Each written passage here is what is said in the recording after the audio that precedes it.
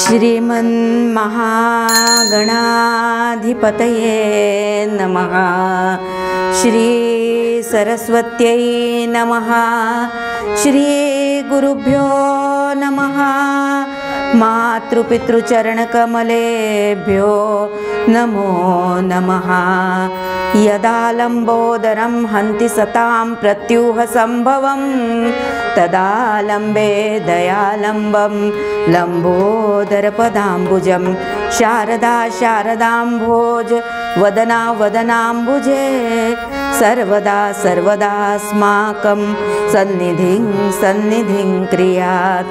नमस्तस्मै भगवते नारदाय महात्मने कामक्रोधविहीनाय ऋषीणां प्रवराय च। गुरुर्ब्रह्मा गुरुर्विष्णुः गुरुर्देवो महेश्वरः गुरुः साक्षात् परब्रह्म तस्मै श्री गुरवे नमः। तस्मै श्री गुरवे नमः। तस्मै श्री गुरवे नमः। निसागमप मपग मगरे सा। जय जय राम कृष्ण हरि राजा राम। जय जय राम कृष्ण हरि राजा राम। जय जय राम कृष्ण हरि राजा राम।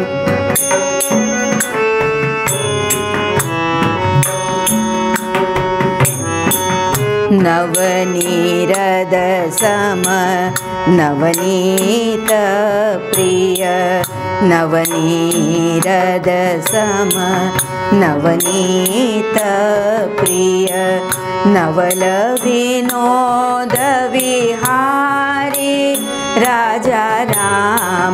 नवल विनोद विहारी राजा राम।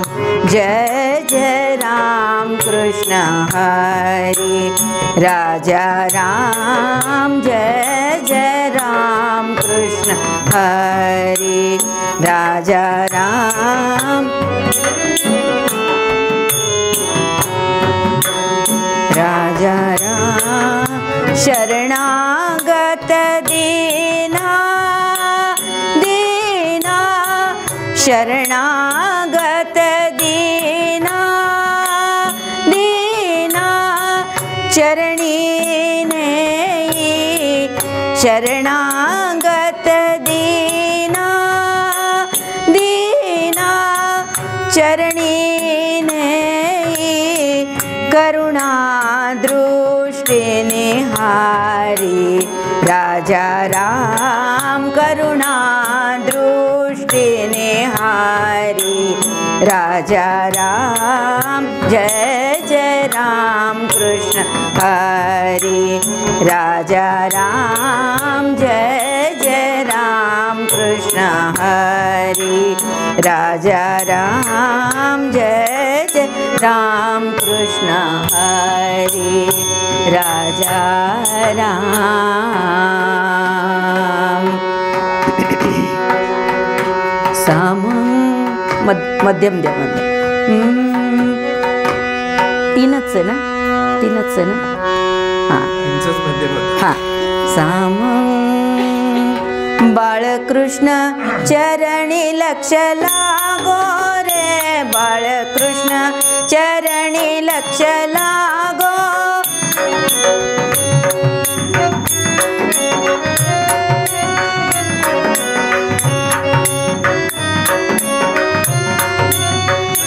कीर्तन संगे रंगात देह वाहो रे कीर्तन संगे रंगात देह वाहो रे बाळकृष्ण चरणी लक्ष लागो लागो लागो बाळकृष्ण चरणी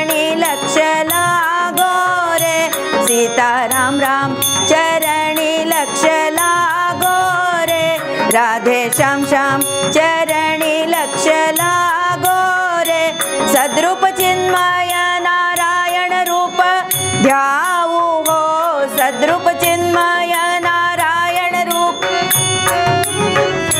तन्मय होवोनी हा तन्मय होवोनी हो तन्मय होवोन बलवंत प्रेमे गाऊ गाऊ गाऊ तन्मय होवोन बलवंत प्रेमे गाऊ हो बालकृष्ण चरणी लक्ष लागो रे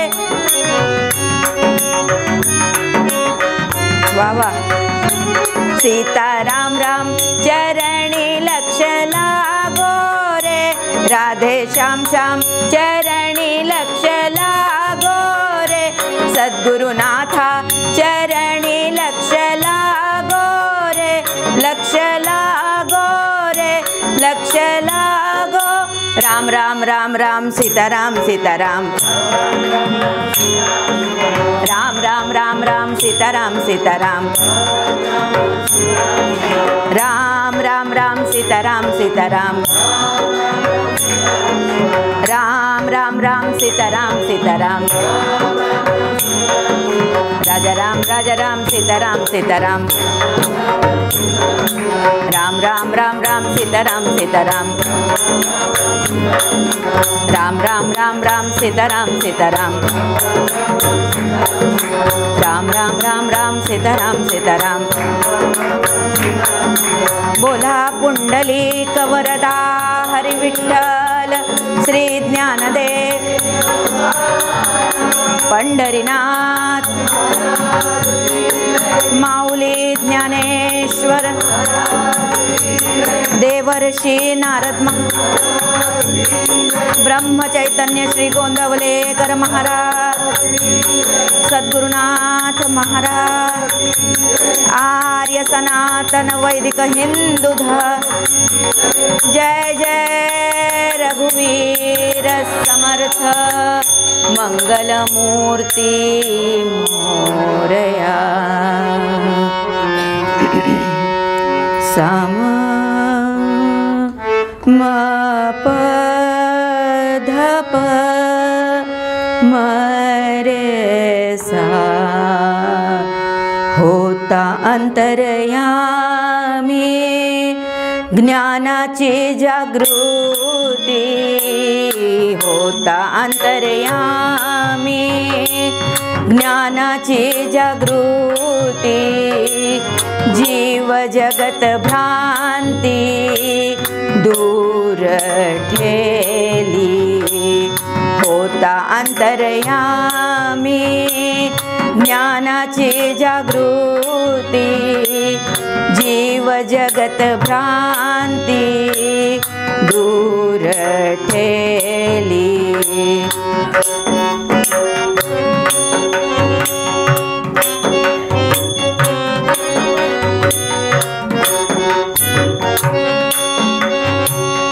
ज्ञानाची जागृती कर्म जात आता प्रकृतीच्या माथा कर्म जात आता प्रकृतीच्या माथा लावूनी तत्वता मुक्त झालो लावूनी तत्वता मुक्त झालो होता अंतर्यामी ज्ञानाची जागृती जीव जगत भ्रांती दूर ठेली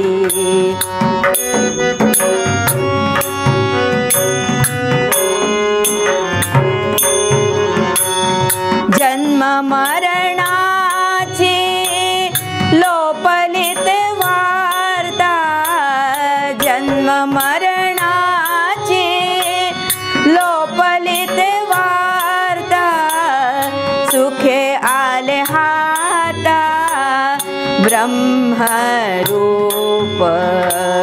सुखे आले हाता ब्रह्मरूप होता अंतर्यामी।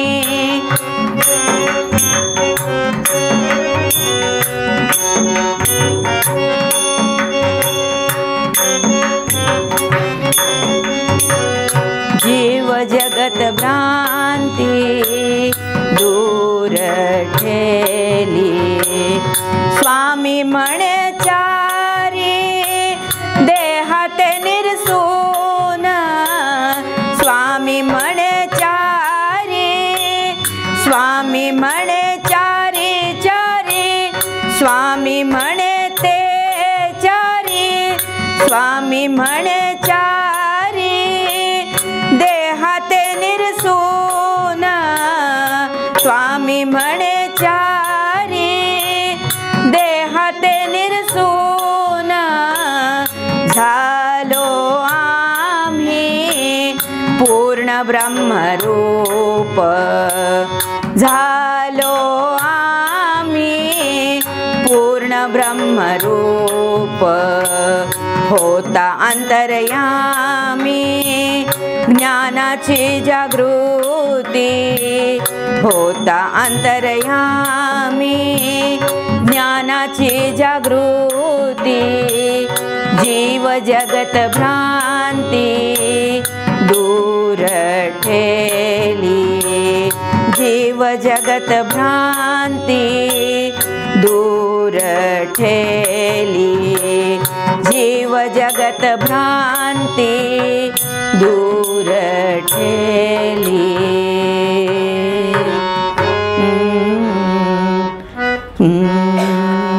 मने लोचने श्री हरि तोच पाहे, जनी जाणता भक्त होवो निराहे। गुणी प्रीती राखे क्रमु साधनाचा, जगी धन्य तो दास सर्वोत्तमाचा। जय जय रघुवीर समर्थ। श्रोते हो, सर्वप्रथम तुमच्या सगळ्यांच्या हृदयस्थ परमात्म्याला चरणारविंदाला नमन करून आजच्या कीर्तन सेवेची सुरुवात करते आणि ती कीर्तन सेवा महाराजांच्या चरणी समर्पित करते। त्यांच्या इच्छेनं ह्या गादीवरनं जे ह्या यंत्रातनं बोललं जाईल ती आजची सेवा असेल।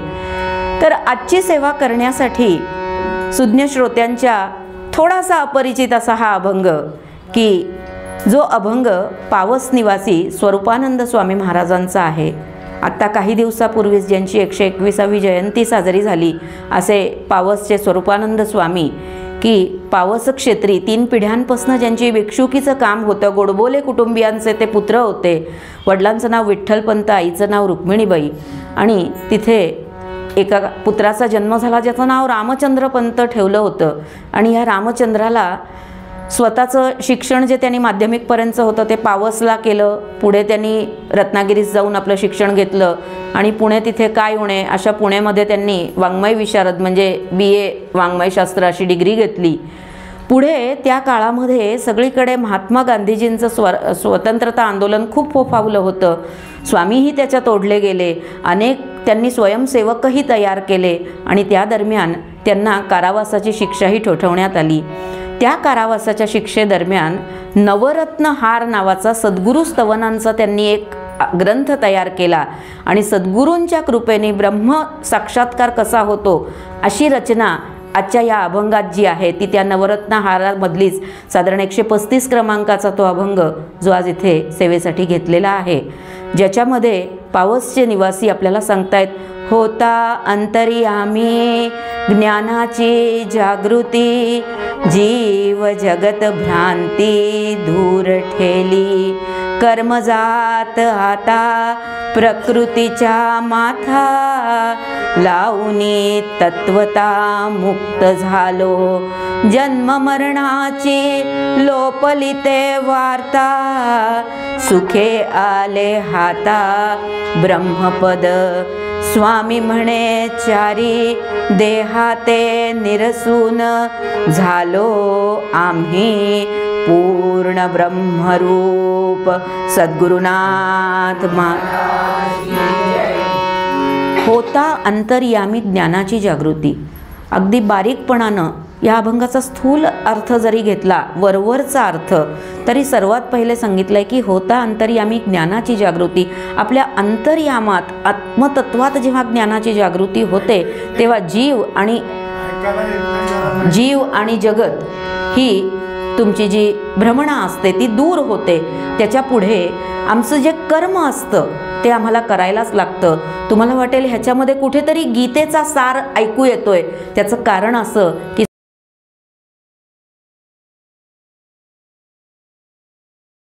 स्वामी स्वरूपानंद हे गीतेचे गाढे अभ्यासक होते. भगवंत श्रीकृष्णाने जी 700 श्लोकांची गीता सांगितली, ज्याच्यामध्ये त्यांचा मूळ उद्देश काय होता, तर कर्मण्येवाधिकारस्ते मा फलेषु कदाचन मा कर्मफल हेतुर्भूः मा ते संगोऽस्त्व कर्मणि. गोपाळ कृष्ण भगवान की जय.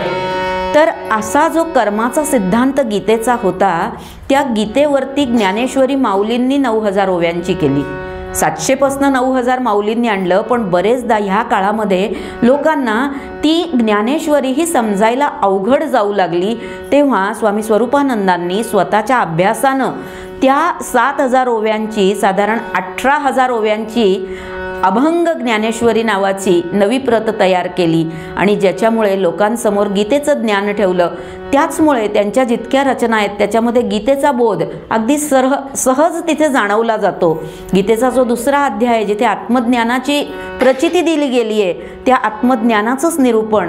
आणि अगदी सोप्या शब्दात सांगायचं झालं तर अंतःकरण चतुष्टय, मनबुद्धी चित्त अहंकार सगळ्यांना माहिती आहे. ग्रंथ आम्ही अनुबंध चतुष्टयाच्या कोणानेच बघत असतो, पण अनुबंध चतुष्टयावर पद करणं ही स्वामींची खासियत. ज्याच्यात ते पहिल्या ह्याच्यात म्हणतात ज्ञान, मन, अंतःकरण हे सगळं एक एक पायरीत त्यांनी घेतलंय. आपण जसं उलगडत जाऊ तसं मी तुम्हाला सांगत जाईन. पण थोडक्यात होता अंतर्यामी ज्ञानाची जागृती हा पहिल्या ओळीचा त्यांचा सारांश आहे, ज्याच्यामध्ये ते म्हणतायत होता अंतर्यामी. आता अंतर्यामी म्हटलं ना की आम्हाला अगदी पटकन आम्ही कोणालाही अंतर्यामी ही उपाधी देऊन मोकळे होतो.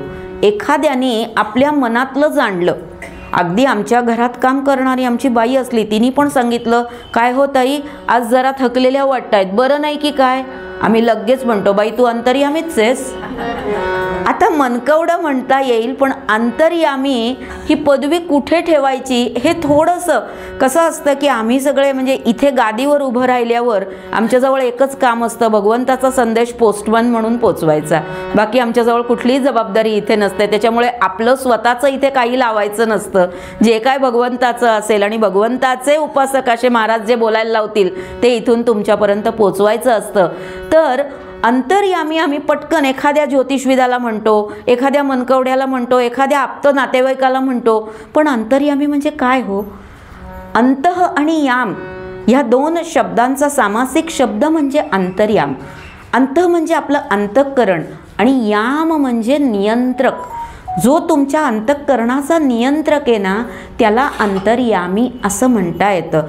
तुम्ही म्हणाल हा शब्द तसा सहसा सगळीकडे सापडत नाही हो. कुठे सापडतो? तर समर्थांचे जे शिष्य होते कल्याण स्वामी, त्यांनी समर्थांची महती गाताना एक पद रचलंय. त्याच्यामध्ये फार सुंदर पहिल्याच ओळीचा ह्याचा उपयोग केलेला आहे. मज तो आवडतो, मज तो आवडतो, मम स्वामी निशिदिनी अंतर्यामी. मज तो आवडतो, मम स्वामी निशिदिनी अंतर्यामी. मज तो आवडतो.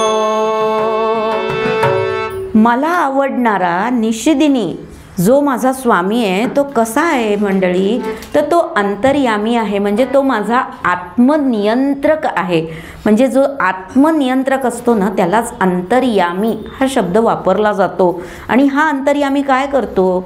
तर होता अंतर्यामी ज्ञानाची जागृती. ज्ञान आता ज्ञान म्हटलं ना की हल्ली आपण ज्ञानाचा कक्षा आहेत ना त्या खूप खूप खूप खूप वेगळ्या करून टाकल्या आहेत किंवा संकुचित केल्या आहेत. एखाद्या गोष्टीची माहिती मिळवणं ह्यालाच आम्ही ज्ञान म्हणून टाकलं आहे. अगदी शुद्ध मराठी बरेचदा बोलावं लागतं तेव्हा म्हणायचं झालं तर आम्ही इन्फॉर्मेशन आणि नॉलेज याच्यामधला फरक सांगूच शकत नाही. आम्हाला एखादी विद्या अवगत झाली, एखादं कौशल्य अवगत झालं, अनेक प्रकारचे कौशल्य आहेत. अगदी साधं सोपं मंत्र साधनेपासून घेतलं, रोजचा आपला श्लोक पाठांतरापासून घेतलं तर अगदी वेदांपर्यंतचे वेगवेगळे ज्ञान, वेगवेगळ्या विद्या असं आपण म्हणू शकतो. आपल्या समर्थांनी ह्याच्यासाठी अख्खा एक समास दिलाय की ज्ञान कोणाला म्हणावं, कौशल्य कोणाला म्हणावं, विद्या कोणाला म्हणावी. इथे तेवढा आपल्याजवळ वेळ नाही, पण तेच समर्थ आपल्याला ज्ञानाची खरी व्याख्या देताना काय सांगतात? ऐक ज्ञानाचे लक्षण,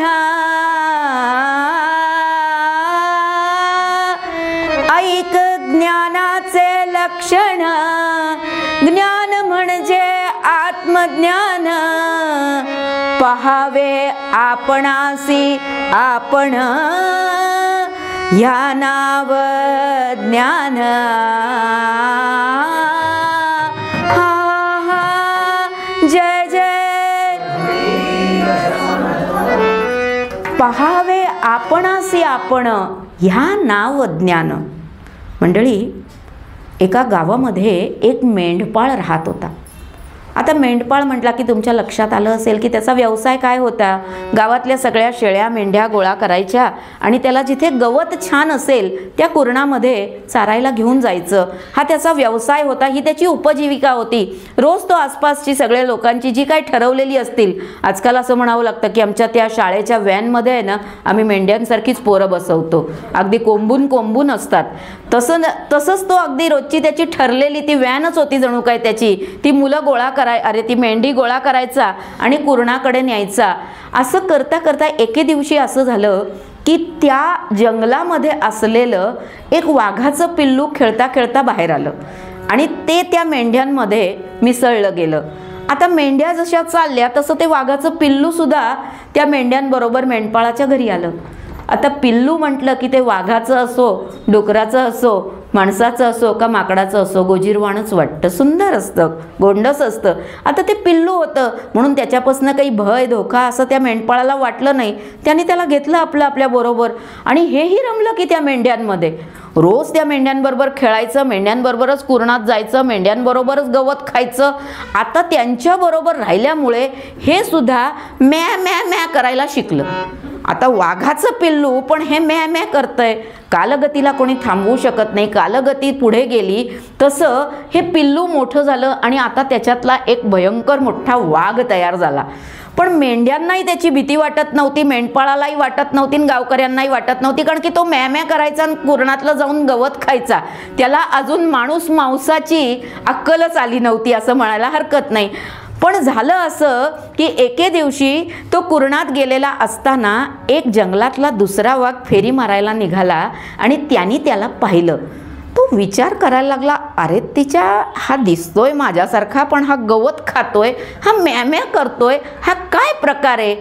हळूच तो त्या मेंढ्यांच्या कळपाजवळ गेला, कारण की जोरात गेला असता तर मेंढ्या पळाल्या असत्या, त्याच्याबरोबर हाही पळाला असता, म्हणून हळूच गेला आणि ह्याला धरून त्या कळपाच्या बाहेर काढलं. खेचत ओढत नेऊन एका पाणवठ्यापाशी नेलं आणि हा आपला त्याला म्हणतोय, सोडा मला, सोडा मला, मला भीती वाटते, सोडा मला, सोडा मला, सोडा मला. तो म्हणतो, गा नाही नाही नाही मला सोडा. पाणवठ्यावर नेऊन त्यांनी पटकन त्याचं डोकं खाली केलं आणि त्याला बघायला सांगितलं, बघ म्हणे इकडे. तो म्हणाला, काय करू बघून? डरकाळी फोड म्हणे. येत नाही मला डरकाळी फोडता. आता या वाघाने त्याला 2 पायावर बसून हनवटी वर करून कशी डरकाळी फोडायची ते शिकवलं. हा म्हणतो, नाही नाही नाही नाही नाही मला येत नाही, मला येत नाही, मला येत. देऊ का म्हणे एक कानफडात, फोड डरकाळी. आणि एवढं ऐकल्यावर त्या वाघाने आपल्या अंगातलं धैर्य गोळा केलं. त्याला वाटलं आता नाही फोडली तर हा मला खाईल, मी डरकाळी फोडतोच. आणि खरंच मंडळी त्यांनी खूप जोराची डरकाळी फोडली. उदाहरण इथे संपलं. दृष्टांत एवढाच होता की होता अंतर्यामी ज्ञानाची जागृती. तो वाघच होता ना, त्याच्याजवळ ते वाघपण होतं, फक्त त्या दुसऱ्या वाघाने त्याला त्याची जागृती करून दिली. तसंच आमच्या आयुष्यामध्ये जेव्हा आम्ही जन्माला येतो ना, तेव्हा पहिला टाहो फोडतो तेव्हा क्वाच करतो.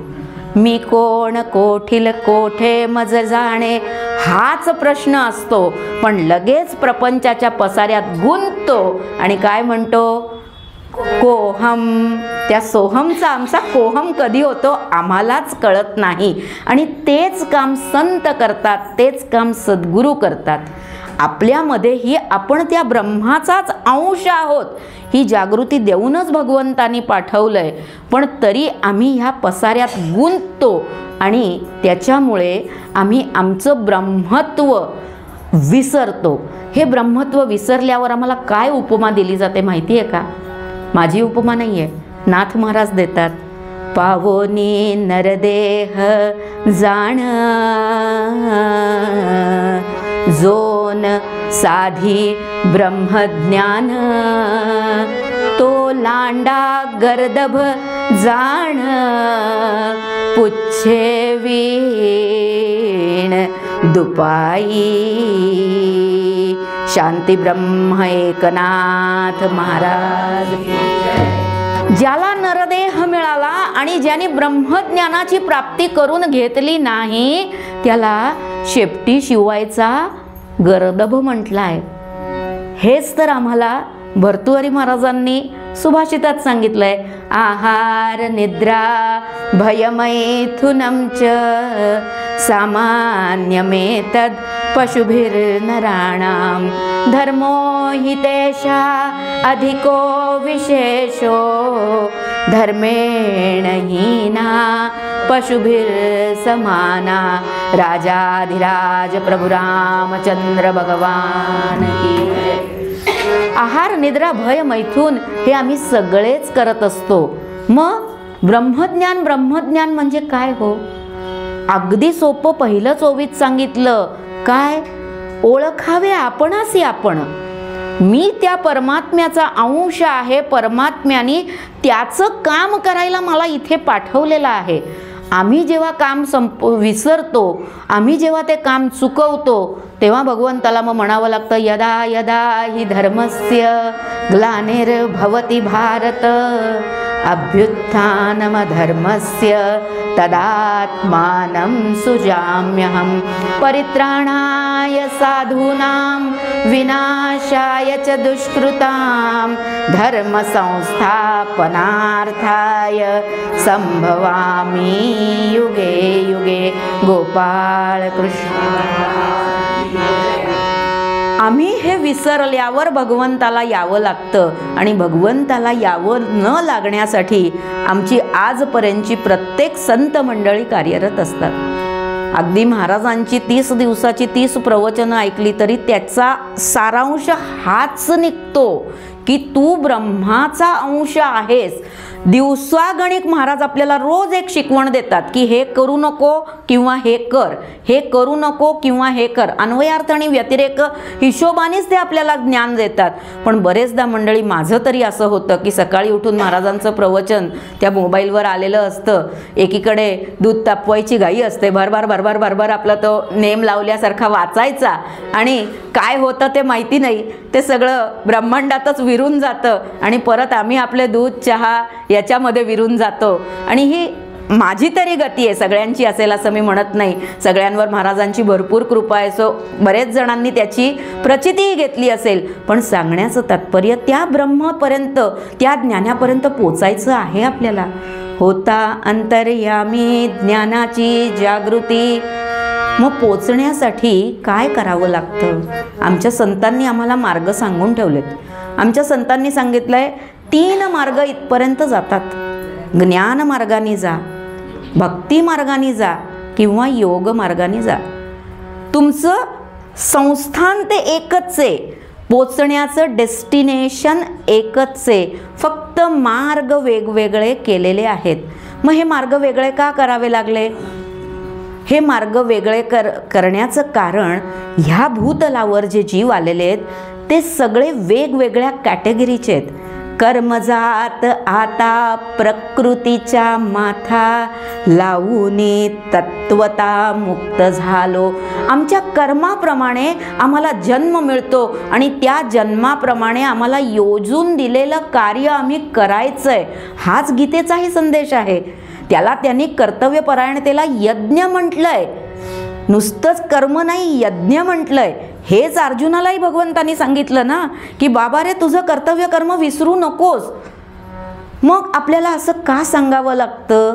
तर आपल्याला असं सांगण्याचं कारण आम्हाला समर्थ म्हणतात, पृथ्वी जे चराचर जीव दाटले अपार, जीव दाटले अपार. सृष्टी जे चराचर जीव दाटले अपार, जीव दाटले अपार. परिते अवघे चत्वार बोली जेती, परिते अवघे चत्वार बोली जेती. ऐकतयांचे लक्षण चत्वार ते कोण, ऐकतयांचे लक्षण चत्वार ते कोण. बद्ध मुमुक्षु साधक जाण चौथा सिद्ध, चौथा सिद्ध, चौथा सिद्ध. सृष्टी जे चराचर जीव दाटले अपार, जीव दाटले अपार, जीव दाटले अपार. जय जय रघुवीर समर्थ. या पृथ्वीवरती जे काय जीव आहेत त्यांच्या 4 कक्षा आहेत, बद्ध, मुमुक्षु, साधक आणि सिद्ध. आता या 4 जणांमध्ये प्रत्येकाची वेगवेगळी जशी पायरी आहे ना तसा तो ज्ञानापर्यंत पोचणार आहे. जे आधीच आपण मार्ग पाहिले, ज्ञान, भक्ती आणि योग मार्गाने त्यांना जायचं आहे.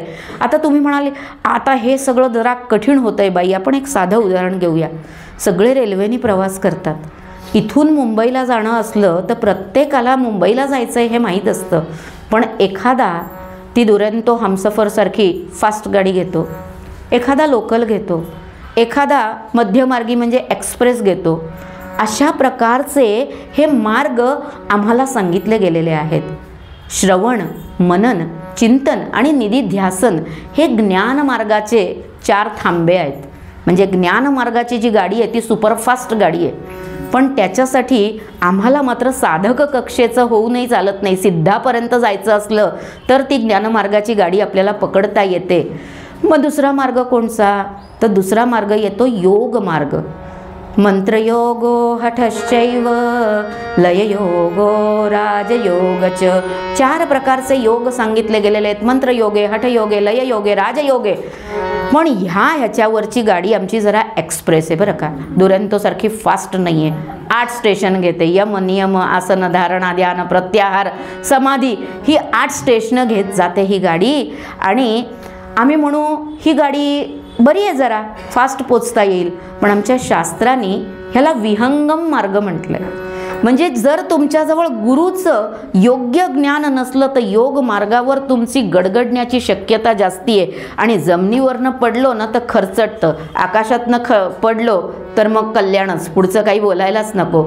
म्हणून याला विहंग मार्ग असं म्हटलेलं आहे. करता येतं, नाही करता येत असं नाही, पण ह्याच्यासाठी एखाद्या गुरुच्या सानिध्यात कठीण तपश्चर्या करावी लागते. अगदी 8वा मंडळी विवेकानंदांचा साक्षात्काराचा तो प्रसंग, ज्याच्यामध्ये विवेकानंदांना परमहंसांनी सांगितलं की तुला नोकरी हवी आहे ना, जा त्या कालीमातेकडे आणि जा माग, तुझी अजून तपश्चर्या नाही, पण माझी तपश्चर्या तुला लावून देतो, तुझ्या ATM मध्ये तेवढं मी टाकतो, म्हणजे तुला देवीचं दर्शन होईल. आणि तो आतमध्ये गेला. हजारो सूर्य चंद्र प्रकाशित असतील असा तो गाभारा होता. या देवी सर्वभूतेषु शक्तिरूपेण संस्थिता नमस्तस्यै नमस्तस्यै नमस्तस्यै नमो नमः. भगवतीचं दर्शन घेतलंय. भगवतीने विचारलं काय हवं रे बाळा, आणि काय मागितलंय? ज्ञान दे, वैराग्य दे, विवेक दे, आनंद दे. प्रसंग खूप मोठा आहे, रंगवता येण्यासारखा आहे, पण आपल्याला फक्त त्यातला तत्वबोध घ्यायचा आहे की विवेकानंदांसारखे ज्यांनी पुढे जाऊन राजयोगावर एवढं मोठं पुस्तक लिहिलं, त्यांना सुद्धा गुरु सानिध्यात जेव्हा तपश्चर्या केली ना, तेव्हा भगवतीचं दर्शन सुद्धा सहन झालं नव्हतं. अगदी तेव्हा पहिल्यांदा जेव्हा त्यांनी विचारलं परमहंसांना की तुम्ही भगवंताला पाहिलंय का, देवाला पाहिलंय का? दाखवतो म्हणे तुला. आपला अंगठा फक्त विवेकानंदांना लावला होता आणि ती जी गती मिळाली होती, विवेकानंद जीवाच्या आकांतानं ओरडले होते की मला मारता की काय, सोडा सोडा सोडा सोडा.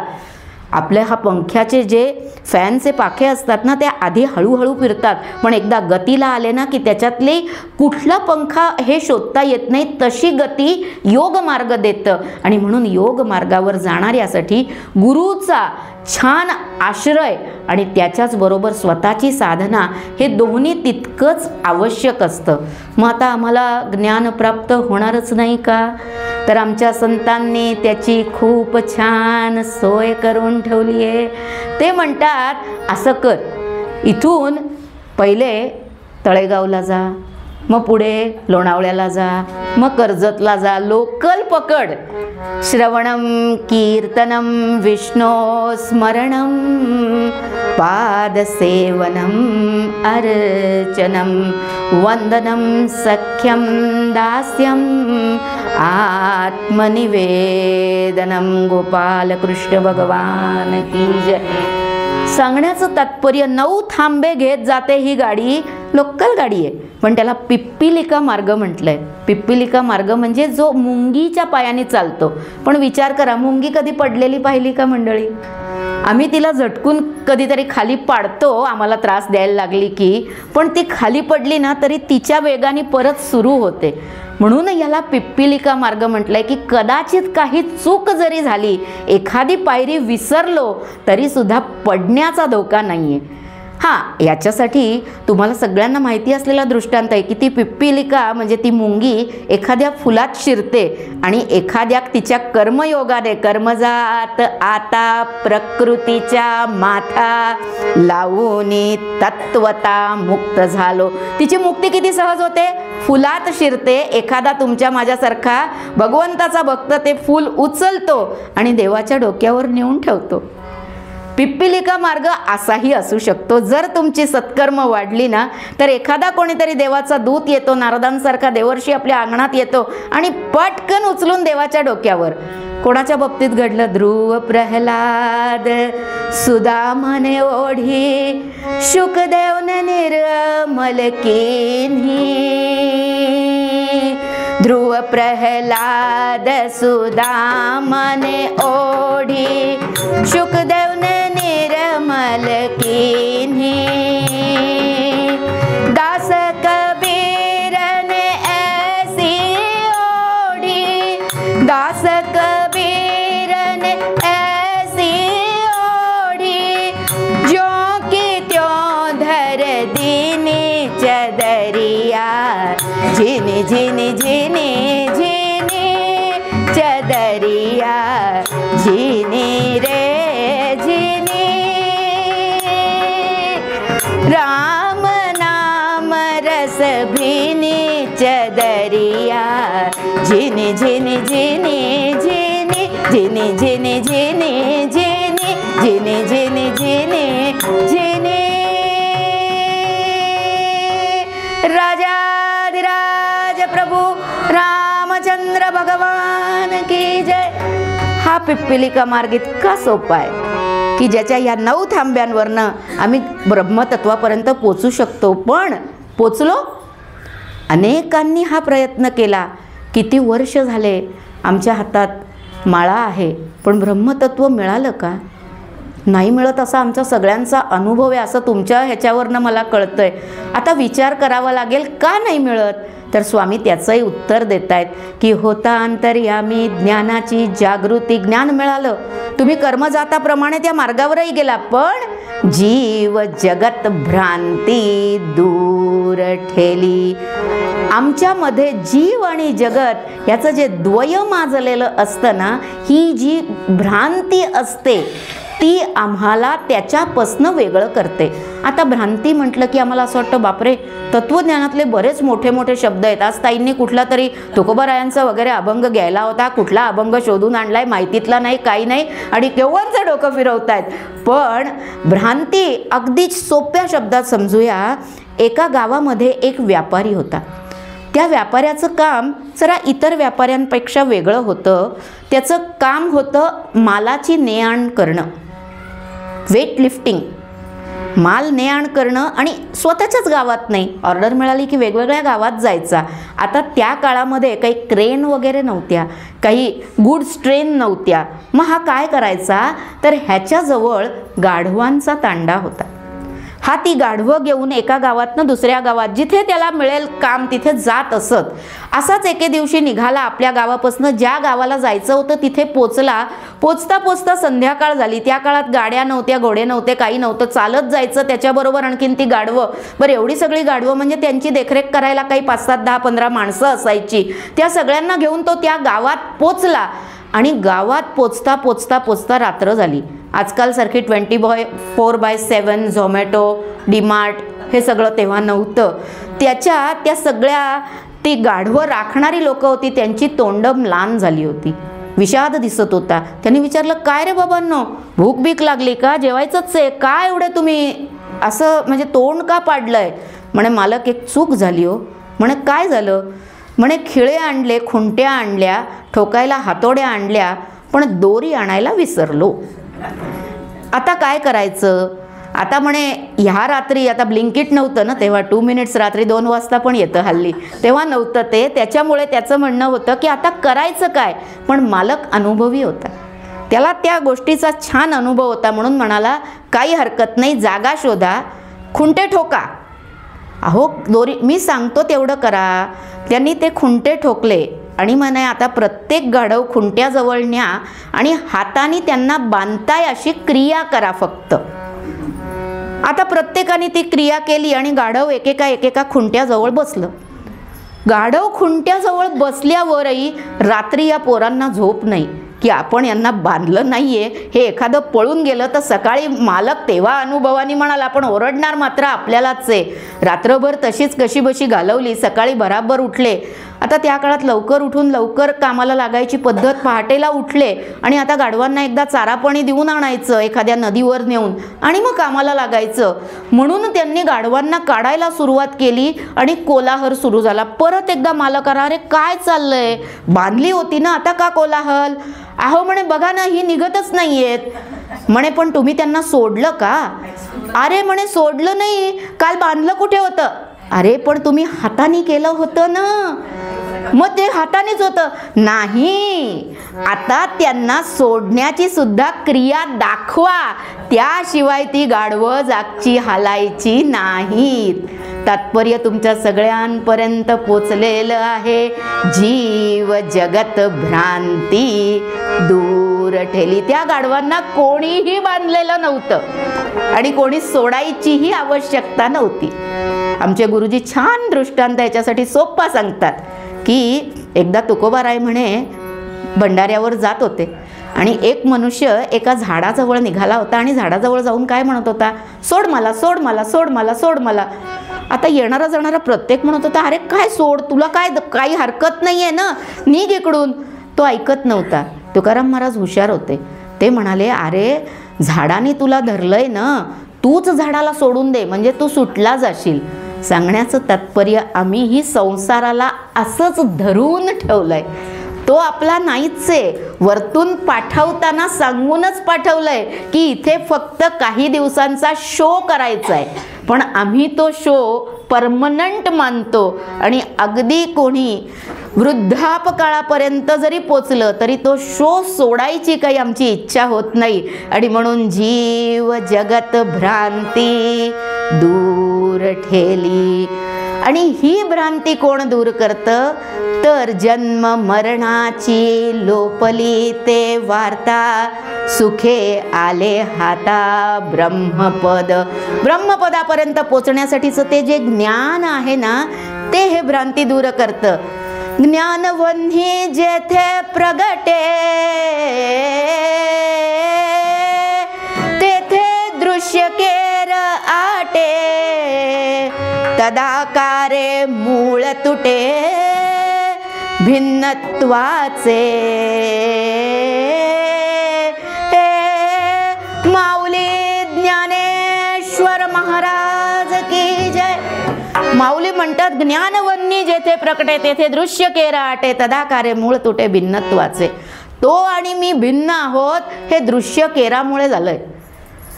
ती म्हातारी होती ना, आठवत आहे ना, कबीरजींच्या काळातली होती. म्हातारीची सुई हरवली होती आणि म्हणे ती म्हातारी शोधत होती. येणारा जाणारा प्रत्येक म्हणत होता अगं आजी सुई का शोधतीयेस, दुसरी घे. छे मला तीच पाहिजे. आणि ती शोधता शोधता एक शहाणा निघाला त्यातनं. त्याने विचारलं आजी सुई कुठे ग पडली. अरे आतल्या खोलीत पडली होती. अगं मग इथे का शोधतेस. अरे इथे उजड आहे ना म्हणून इथे शोधते. ज्ञानवन्नी जेथे प्रगटे तेथे दृश्य केर आटे, तदाकारे मूळ तुटे भिन्नत्वाचे. हे भिन्नत्वाचं मूळ तुटलं की स्वामी म्हणे चारी देहाते निरसून झालो आम्ही पूर्ण ब्रह्मरूप. आमचा स्थूल देह, त्याच्या आतमध्ये असलेला सूक्ष्म देह, त्याच्या आतमध्ये असलेला लिंग देह आणि त्याच्यामध्ये असलेला कारण देह, या चार देहातनं आमची सुटका जोपर्यंत होत नाही तोपर्यंत ब्रह्मपदाला जाणं अशक्य आहे. सलोकता, समीपता, सायुज्यता आणि स्वरूपता. सर्वात पहिली स्वरूपता, मग सलोकता, मग समीपता आणि शेवटी सायुज्यता. सायुज्य मुक्ती सगळ्यांना हवी आहे, पण हे चार देह आमचे सुटत नाहीत. चार मुक्तींसाठी चार देह सोडणं आहे. स्थूल देह सोडायचा असेल तर पहिले स्वरूपता झाली पाहिजे. त्याच्याशी एकरूप तू आणि मी एक आहोत हे तर कळलं पाहिजे ना. आमच्या संतांना कळलं होतं म्हणून ते स्वरूपतेपर्यंत गेले. स्वरूपता मिळाली की तो म्हणतो ये ये तू माझ्यासारखाच आहेस, बस बस इथेच बस. मग काय होतं, मग म्हणे समीपता येते. आणि जेव्हा समीपता येते ना तोपर्यंत जर आमचं ATM संपलं तर परत क्षीणे पुण्ये मर्त्यलोकम विशंती, परत तोच गाडा. सायुज्यता बाकी राहिली. तुम्ही म्हणाल अवघड आहे हो, अजिबात अवघड नाही. आजकाल सगळ्यांना काय प्रश्न आहेत, पाणी येत नाही, दिवे सारखे जातात. एखाद्या सरकारी कार्यालयात गेलो तर काम होत नाही, रांगांमध्ये थांबावं लागतं किंवा वशिला लावावा लागतो. आणि आम्हाला आमदार खासदार व्हायचं असेल तर आमच्याजवळ तेवढा पैसा नाही. इथे बसलेल्या प्रत्येकाची ही ओरड आहे की नाही. अगदी प्रत्येकजण हेच म्हणतोय. आत्ताच निवडणुका गेल्या आहेत, आम्ही फक्त शिक्के मारून आलोय, बाकी आमची ही ओरड काही संपली अजून तरी असं वाटत नाही. तर आमचे गुरुजी छान उदाहरण सांगतात त्याच्यासाठी. ते म्हणतात या चार प्रश्नांचं निराकरण असं पटपट होईल. कसं होईल, चार देहातनं मुक्ती आहे बरं का, त्याच्याबरोबर जोडत जा म्हणजे तुमच्या लक्षात येईल. पहिला प्रश्न, पाणी येत नाही. कुठे राहतोस रे बाबा. पेठेत राहतो. अरे ते तुमचे आत्ता झालेले रासने बुवा, त्यांचा बंगला आहे ना तिथे घर घे. जवळपासचं अपार्टमेंट शोधायचं. पाणी नाही येणार असं होणारच नाही. कुठे गेलात तुम्ही, त्याच्या लोकामध्ये गेलात. सलोकता, पहिली मुक्ती मिळाली. आता नाही हो, अजून लाईट जातीये ना, हा प्रश्न आहेच की. सारखे दिवे जातात हो, आणि ते इन्व्हर्टर सुद्धा किती तास चालणार, जमत नाही. आणि हल्ली लाईट गेले की पहिला त्रास TV बंद पडतो, स्मार्ट TV, वायफाय बंद, TV बंद, आणि त्या डब्याशिवाय आम्हाला चालतच नाही. बरं मग असं कर, अजून समोरच्या अपार्टमेंटमध्ये आहेस, शेजारच्या घरात जा. सलोकता झाली आता शेजारच्या घरात जा, स्थूल देहाला सलोकतेने सोडवलं, सूक्ष्मात आलो समीपता, जवळ गेला ना, दिवे गेले तरी त्यांच्या घरात इन्व्हर्टर जनरेटर सगळं आहे, आपल्याला लाभ आहेच की. टीव्ही नाही चालू झाला तरी घरात लाईट उजेड येतोय, कारण की त्यांच्या घरात रोषणाई आहे. बरं, आता आमचं दुःख पुढे चाललं ना, पण आमच्या काही मागणीला कमतरताच नसते. आता जवळ गेलो, बाई रोज त्यांच्याकडे केवढी मोठी मोठी माणसं येतात, मला कोणी विचारतच नाही. आता त्यांच्याशी आम्ही घसरट वाढवली, आम्ही त्यांचे संत्री मंत्री पीए झालो. आता पीए पदावर पोचलो म्हणजे काय झालं, त्यांचा शिक्का मारायची आम्हाला मुभा मिळाली, स्वरूपता. पण स्वरूपता मिळाल्यावर तो लिंग देह भगवंताचं लिंग नाहीये, तो निराकार आहे. लिंग देह आम्हाला सोडायचा आहे, लिंग देह सोडला, स्वरूपतेपर्यंत गेलोय तरी दुःख आहेच आहोत. जे दिवशी तो बाबा रुष्ट होईल त्या दिवशी मला या पदावरनं काढणार. क्षीणे पुण्ये मर्त्यलोकम विशंती, माझं पुण्य कमी पडलं की मी परत मग आता काय करायचं, मग आता असं करा, आपल्या घरातली उपवर कन्या त्यांच्या घरात कन्यादान करा. एकदा का नातं जुळलं की सायुज्यता मुक्की ती पक्की. तुम्ही म्हणाल कन्या देऊन होतं, अगदी बारीक विचार करा. जेव्हा तो कारण देह छोटासा सोडायचा आहे ना, तेव्हा भक्ती कारण जर दिलं ना, श्रवणम कीर्तनम वालं भक्ती कारण तिथे गेलं ना, की तुम्हाला त्या भक्ती नावाची कन्या त्या भगवंताला अर्पण करायची आहे. आणि मग भगवंत म्हणत नाही क्षीणे पुण्ये मर्त्यलोकम विशंती, आता तू आणि मी एकच, द्वयात राहिलेलोच नाही. आणि हे समजवताना आपल्याला महाराज स्वरूपानंद म्हणतायत, नी रे गरे सा पम गरे सा, होता अंतर्यामी ज्ञानाची जागृती, होता अंतर्यामी ज्ञानाची जागृती. जीव जगत भ्रांती दूर ठेली, जीव जगत भ्रांती दूर ठेली, होता अंतर्यामी ज्ञानाची जागृती. स्वामी म्हणे चारी देहाते निरसून, स्वामी म्हणे चारी देहाते निरसून, झालो आम्ही पूर्ण ब्रह्मरूप, होता अंतर्यामी ज्ञानाची जागृती, होता अंतर्यामी ज्ञानाची जागृती, ज्ञानाची जागृती, ज्ञानाची जागृती. देरे ना देरे ना देरे तांत दारे दानी, देरे ना देरे ना देरे तांत दारे नादिर दिर दानी तदानी तारे तदारे दानी, नादिर दिर दानी तदानी तारे तदारे दानी, देरे ना देरे तांत दारे दानी, देरे ना देरे तांत दारे, नादिर दिर दिर तुम दिर दिर दिर दीम तना देरे ना, नादिर दिर दिर तुम दिर दिर दिर दीम तना देरे तदारे उदारे दानी, दीम तना ना ना ना, दीम तना ना ना ना, दीम तना ना ना ना, देरे ना देरे तांत दारे दानी, देरे ना देरे तांत दारे दानी, देरे ना देरे ता.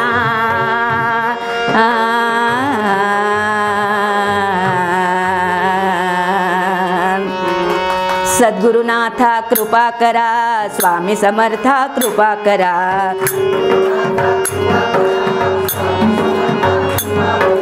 सद्गुरुनाथा कृपा करा, स्वामी समर्था कृपा करा.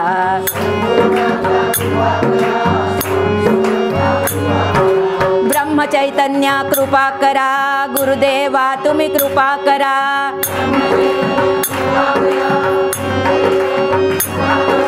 ब्रह्म ब्रह्मचैतन्य कृपा करा, गुरुदेवा तुम्ही कृपा करा,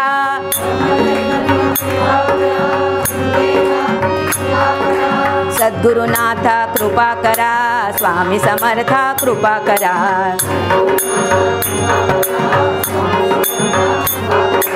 गजानना तुम्ही कृपा करा, वासुदेवानंद कृपा करा,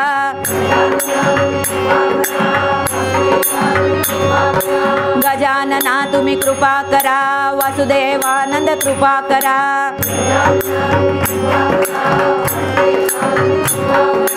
सद्गुरुनाथ कृपा करा, सद्गुरुनाथ कृपा करा,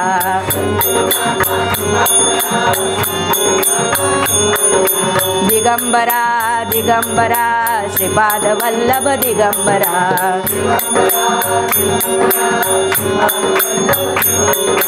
दिगंबरा दिगंबरा श्रीपाद वल्लभ दिगंबरा,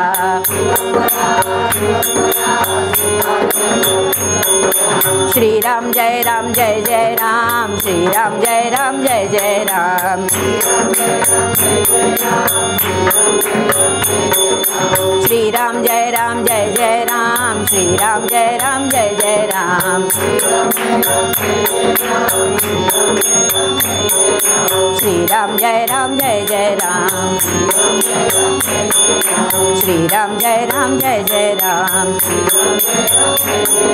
पुंडलीक वरदे हरिविठ्ठल श्री ज्ञानदेव पंढरीनाथ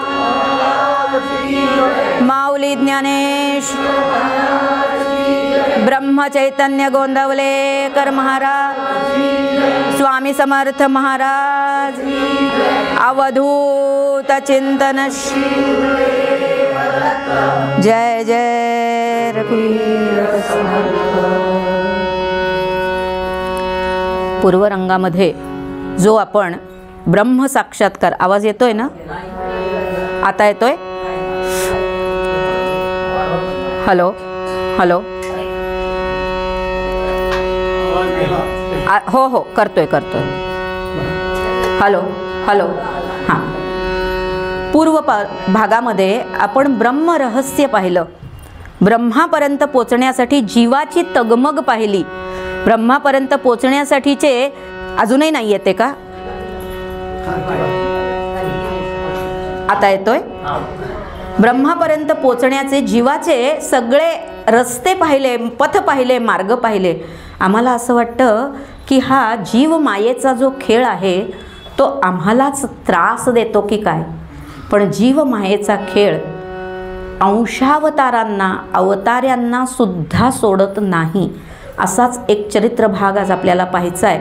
माझ्या कुवतीप्रमाणे मांडण्याचा प्रयत्न करीन आणि तुम्ही तो गोड मानून घ्यावा अशी तुम्हाला विनंतीही करीन. तर ह्या पृथ्वीचं उत्पत्तीस्थान म्हणजे ब्रह्मदेव, आणि त्या ब्रह्मदेवांनी आपलं कार्य सुरळीत व्हावं याच्यासाठी अनेक मानसपुत्रांची योजना केली. डिपार्टमेंटल स्टोर, सगळे डिपार्टमेंट करायला पाहिजे ना, एकट्याने एक जमत नाही. तो मल्टी स्टोर असतो पण त्याच्यात डिपार्टमेंट भरपूर असतात. ट्रॉली घेऊन आपणच जायचं असतं, आपल्याच खर्चाने, आपल्याच खर्चाचा तो AC असतो, फक्त आपल्याला हाऊस असते. असं ब्रह्मदेवांनी अनेक मानसपुत्रांची रचना केली. त्याच्यामध्ये आरोग्य विभागाचं काम त्यांनी भृगु ऋषींना दिलं. भृगु ऋषी हे आरोग्य डिपार्टमेंट म्हणजे की हेल्थ डिपार्टमेंट सांभाळत होते. आता त्यांनाही पुढे प्रपंच होताच. ऋषी म्हटले म्हणजे प्रपंचापासून दूर नव्हते, तर प्रपंच त्यांचाही होता. पुढे त्यांना 2 मुलं झाली, ज्यामधला एक आत्ता प्रत्येकाकडे रोज सकाळी 1 चमचाभर खातो, तेच नाव बरोबर च्यवनप्राश. त्या च्यवनप्राशाचे सुरुवातीचे जनक म्हणजे ऋषी च्यवन, आणि ह्या च्यवनांचा दुसरा भाऊ म्हणजे त्यांचं नाव ऋषी रुचिक. दोघंही भावंड वडिलांच्याच तालमीत तयार झालेले, त्याच्यामुळे त्यांचंही ते आरोग्य विज्ञान खूप सुंदर होतं.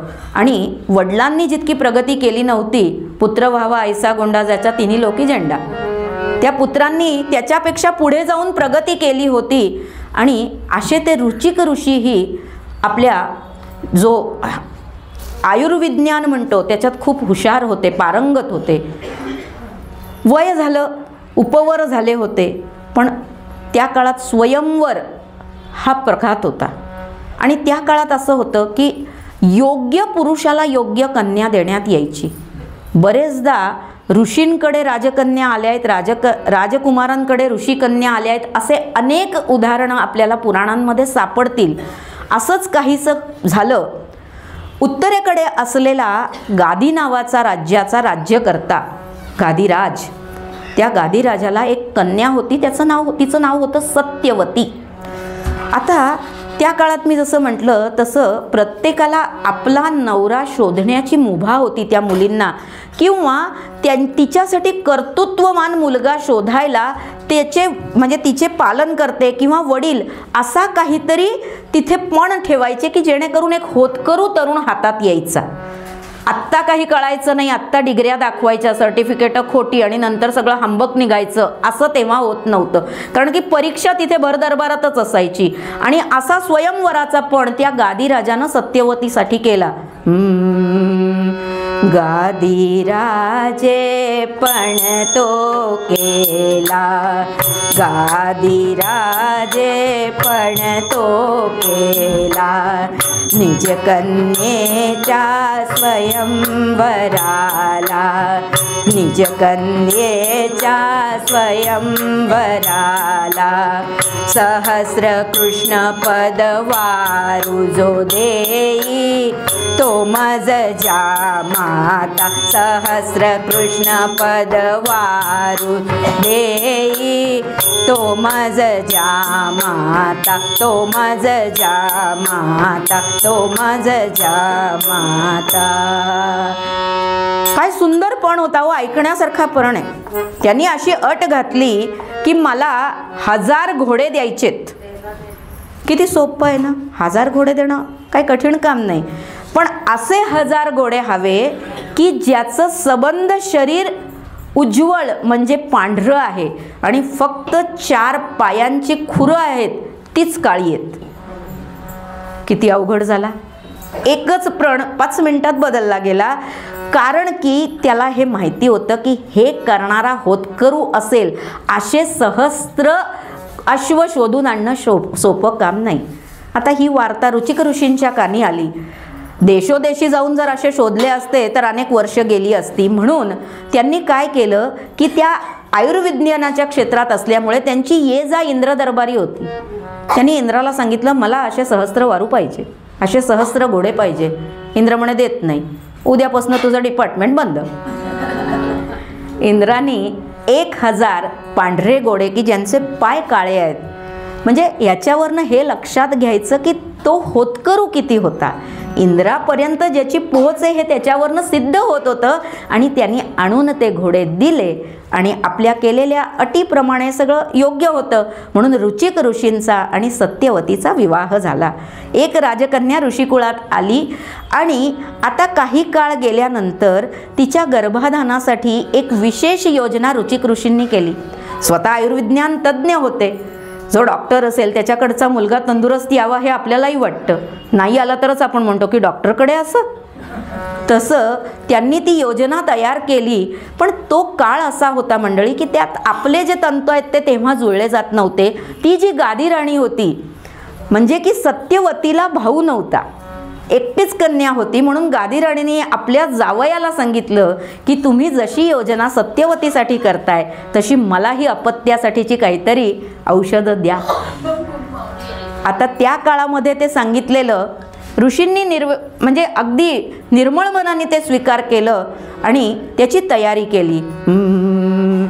2 मंत्रित नाही मच द्या 2 मंत्रित प्रसाद बनविले, 2 मंत्रित प्रसाद बनविले, जेथे जे हवे त्यानं ते मिळे, जेथे जे हवे त्यानं ते मिळे.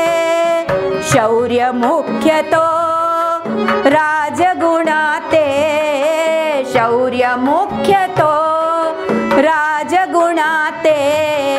ऋषिकुळी असे ज्ञान मुख्य ते, ऋषिकुळी असे ज्ञानमुख्यते ज्ञानमुख्यते ज्ञानमुख्यते. दोन कुळं वेगळी होती.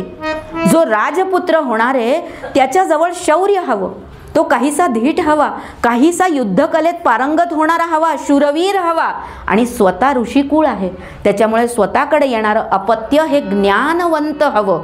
असे दोन त्यांनी डिफाईन्ड मेडिसिन बनवले. प्लॅन बेबी आत्ताच आहेत असं नाही, तेव्हाही होत्या. या आत्ताच्या ज्या नाही होत ते अजून आपण तिथपर्यंत पोचलो नाही असं समजायचं.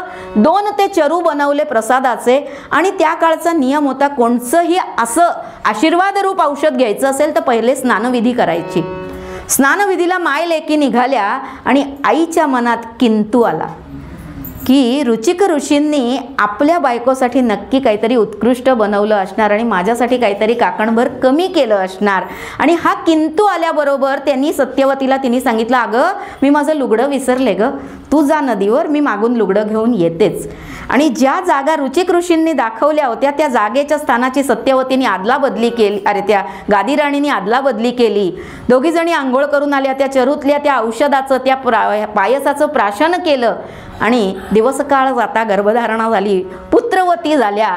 पण झालं असं की ती जी प्रसादाची आदलाबदली झाली होती त्याच्यामुळे ज्ञानसंपन्न पुत्र राजकुळात गेला आणि शौर्य संपन्न पुत्र ऋषिकुळात आला.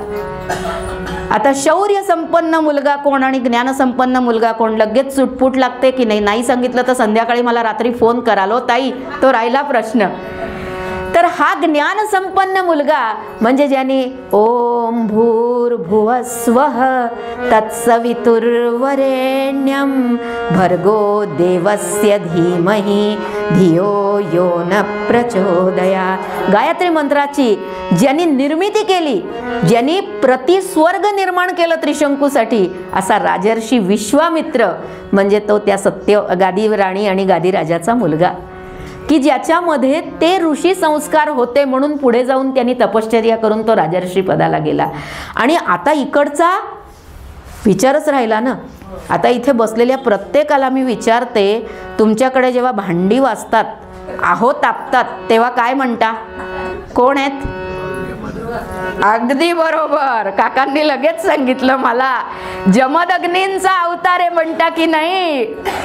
तो जमदग्नी म्हणजे हा सत्यवती आणि रुचिक ऋषींचा मुलगा. आता तो शौर्य गुणांनी संपन्न होता, त्याच्यामुळे तो तापट होता. राजासाठी ते तापटपणा पण एक त्याच्या गुणात मोडत होता, म्हणून तो तापट होता. पण आता प्रसव बदलले होते, तो ऋषिकुळात आला होता, काहीच करता येणार नव्हतं. त्यांनी आपल्या वडिलांजवळ राहून विद्याभ्यास केलं, पुढे जाऊन विद्याध्यास घेतला, उपवर झाला आणि रेणू राजाची मुलगी रेणुका. आता इथून मायेचं प्रकरण सुरू होतं. आत्तापर्यंत ब्रह्मदेव होते, आता माया आलीये मध्ये. ही रेणुका म्हणजे रेणू राजाची मुलगी आणि तिचा विवाह जमदग्नी यांच्याशी करण्यात आला. आता एक फक्त थोडीशी ओळख देते दोघांची आणि पुढे जाते. रेणुका साक्षात पार्वती धरिता जमदग्नीने हाती, सेवा करी अति प्रीती सांडुनी कामना. हा हा भगवती रेणुका माता की जय. ही पार्वतीचा अंशावतार रेणुका, जी रेणू राजाकडे जन्माला आली होती, आता जमदग्नींना दिली गेली. आदिशक्तीचा अवतार आहे, त्याच्यामुळे रूप गुण सगळ्यामध्ये परिपूर्ण आहे. आणि त्या काळामध्ये बायका चूलमूल करायच्या असं अजिबात म्हणायचं नाही. जर शास्त्र वाचली तर लक्षात येतं, अगस्तींची पत्नी लोपामुद्रा त्यांचा सगळा व्यवहार लोपामुद्रा सांभाळत असत. तशीच जमदग्नींची पत्नी ही रेणुका. जमदग्नींचे जितके आश्रम होते तिथे वेगळ्या वेगळ्या वेळेला असे नाका, पण प्रजाहिताचे यज्ञ होत असत आणि त्याच्या आहुतींची सगळी जबाबदारी रेणुका सांभाळत होती. आणि जिथे स्वतः ऋषी असायचे तिथे रोज सकाळची एक वेळ होती जेव्हा यज्ञ करण्यात येत असे आणि तो यज्ञ करताना त्याच्यामध्ये आहुतींबरोबर शुद्ध जल पण लागायचं. त्या सामग्रीला स्वच्छ जलाची आवश्यकता असायची आणि ते स्वच्छ जल एखाद्या वासनारहित स्त्रीने आणावं असा तिथे आवश्यक पायदंडा होता. रेणुका जिच्या संसार वेलीवर 4 फुलं उमलली आहेत, पण अजून ती ब्रह्मचारिणी आहे असं म्हणतात. आणि ती काय करायची, ब्रह्मचर्याची परीक्षा कशी असायची तर म्हणे ती जायची रोज आंघोळीला नदीच्या काठी आंघोळ करून यायची आणि वाळूतनं घडा तयार करायची आणि त्या घड्यामध्ये पाणी भरून आणायची. ते शुद्ध जल त्या यज्ञासाठी वापरलं जायचं. म्हणजे वाळूचा घडा रोजच्या रोज तयार करायचा. ते ब्रह्मचर्य, ते पातिव्रत्य असेल तरच तो घडा होणार आहे. आणि एके दिवशी मायेचा प्रवेश आता झालेला आहे ना, माया आपलं काम पुढे सरकवतीये. एके दिवशी अशीच ती गेली आणि एक गंधर्व आपल्या पत्न्यांसह त्या नदीमध्ये स्नान करायला आला होता आणि तो त्यांच्यासह क्रीडा करत होता. आता मूळची राजकन्या आहे, ऋषींशी लग्न झालंय, पण तो मूळचा राजस्वभाव कुठेतरी अजून दडलेला होता. आणि त्या गंधर्वाला क्रीडा करताना बघून क्षणार्ध रेणुकेला असं वाटलं की अशी क्रीडा कधी माझ्या नशिबात येईल का. आणि किती, ज्याला आपण क्षण म्हणतो, निमिष मात्र पापणी लावते तितकाच विचार, लगेच माय म्हणाली आहे की नाही, माझं कर्तव्य काही वेगळं आहे, माझा जन्म या पृथ्वीवर वेगळ्या कारणाने झालेला आहे आणि म्हणून मी हे सगळं पातिव्रत्य स्वीकारलेलं आहे. पण तो क्षणार्धाचा जो मनात नको रे मना वासना खेदकारी, अशा काही वासना मनात यायलाच नकोत. काम नाना विकारी, विकार आला म्हणजे तुम्ही बदलले. विकार म्हणजे बदलणं, आंबा पिकणं हेही विकारच आहे. आम्ही म्हणतो विकार म्हणजे वाईट, तसं नाही. कुठल्याही गोष्टीमध्ये असलेला बदल म्हणजे विकार. असा विकार मनात क्षणार्धासाठी आला आणि आज तिच्या हातून त्या वाळूचा घडा काही तयार होईना. बराच वेळ प्रयत्न केला, शेवटी पातिव्रत्याचं आपल्या समर्थन घेतलं आणि आपल्या पदरामध्ये पाणी भरून आणलं. पदरामध्ये पाणी भरून ती वेदीपाशी पोचली आहे. पण कोण होतं तिथे? जमदग्नी. जमदग्नी का चिडले? आता इथे एक विवादास्पद प्रश्न येतो आणि नवीन पिढीसाठी त्याची उकल मी देते. आम्ही बरेच लोक बोंब मारतात की परशुरामांनी आपल्या आईचं मुंडकं उडवलं, हत्या केली. का केली त्याची कथा इथे आहे की तिला वेळ लागला. ते जे संधान चाललं होतं तोही एक प्रकारचा प्रयोग आहे. वेळच्या वेळी त्याच्यात ती वस्तू पडली नाही तर एवढा मोठा लोकहितासाठी आदरलेला तो प्रयोग निष्फळ होणार होता. आणि रेणुका उशिरा पोचली आहे, तिच्या पदरात पाणी आहे. आज अंगाला चिकटलेल्या वस्त्रातलं पाणी शुद्ध राहू शकत नाही आणि म्हणून जमदग्नीने ते पाणी नाकारलं. आणि जर एखाद्या दोषाचं पारिपत्य सगळ्यांना असेल, त्याच्यासाठी न्याय सगळ्यांना देण्यात येत असेल तर रेणुकाही त्याच्यातनं बाकात नसलीच पाहिजे. संगात संजायते काम, कामात क्रोधोभिजायते, क्रोधात भवति सम्मोहात, सम्मोहात हृदिनाशः. सगळी लिंक अशी सुरू झाली. त्यांना क्रोध आला, विवेक चुकला आणि पुत्रांना आज्ञा केली की रेणुकेचा शिरच्छेद करा. थर थर थर थर थर थर कापतायत, नभोमंडल कापायला लागलंय.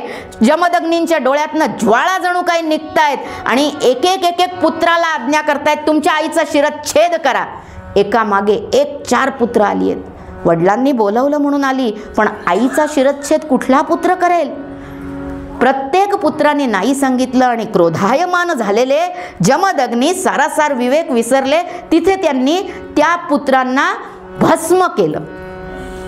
4 पुत्रांची राख रांगोळी. एकीकडे रेणुका थर थर थर थर कापतीये. हा सगळा प्रकार त्या आश्रमात चाललेला आहे आणि आता तिथे पाचारण झालेलं आहे एका योद्ध्याचं.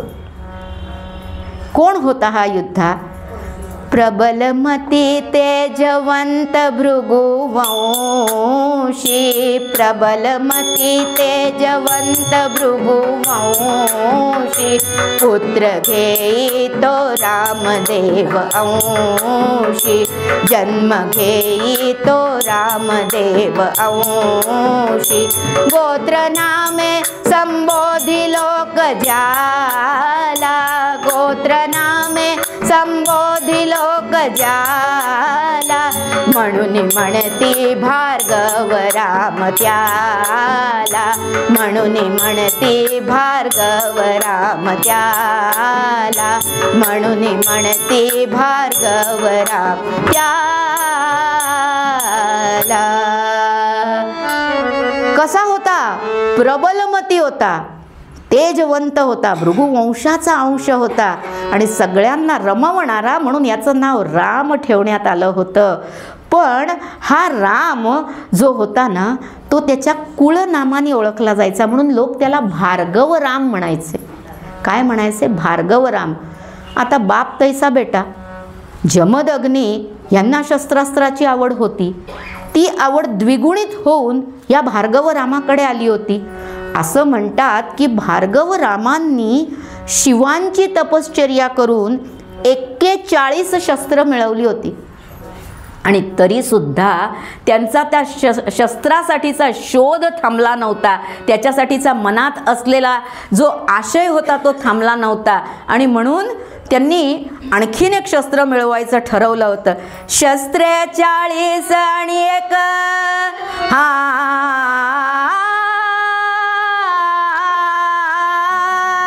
शस्त्रे 40 आणि एक, कसोटी घेत मग चिती देत, कठीण असे शिव परीक्षा, असावी शस्त्रांची शिक्षा, रक्षिण्या साधूची दीक्षा, जी जी जी जी जी जी, रक्षिण्या साधूची दीक्षा, जी जी जी जी जी जी.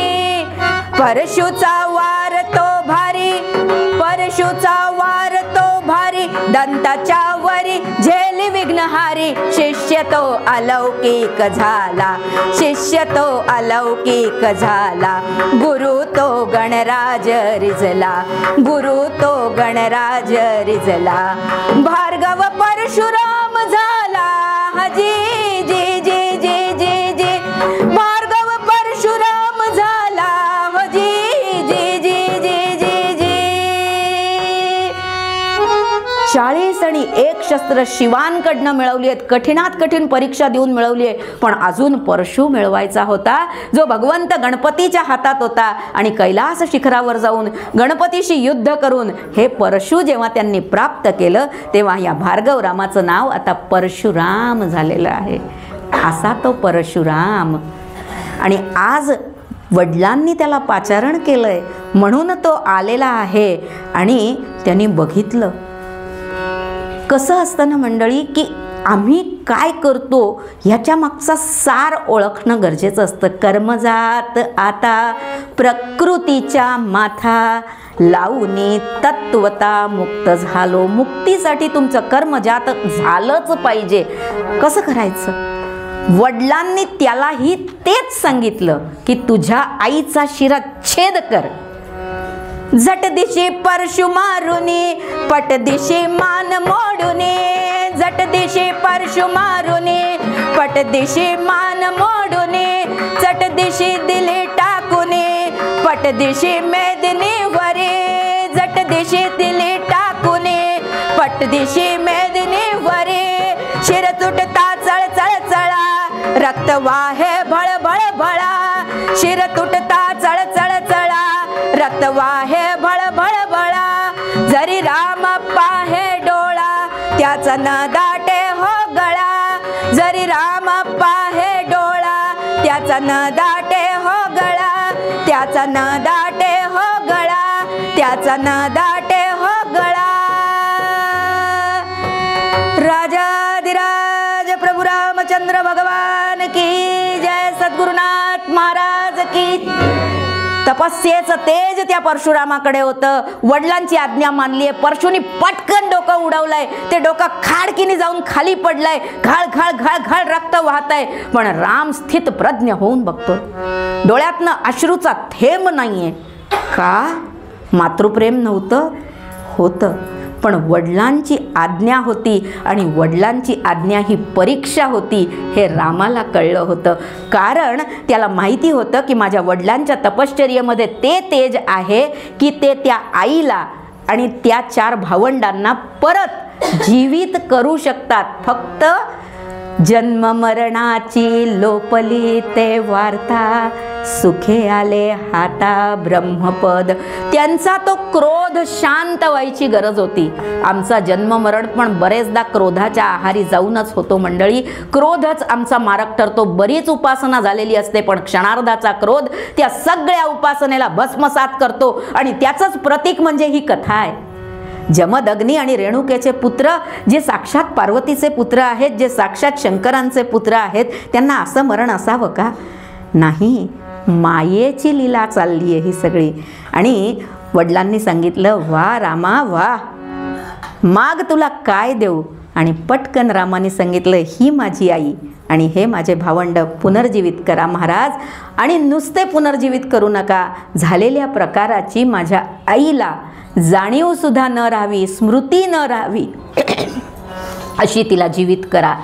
जमदग्नी आता लाचार होते कारण की त्यांनीच त्याला वरदान दिलं होतं. म्हणून जमदग्नींनी ते 4ही पुत्र आणि रेणुका मातेला जिवंत केलंय.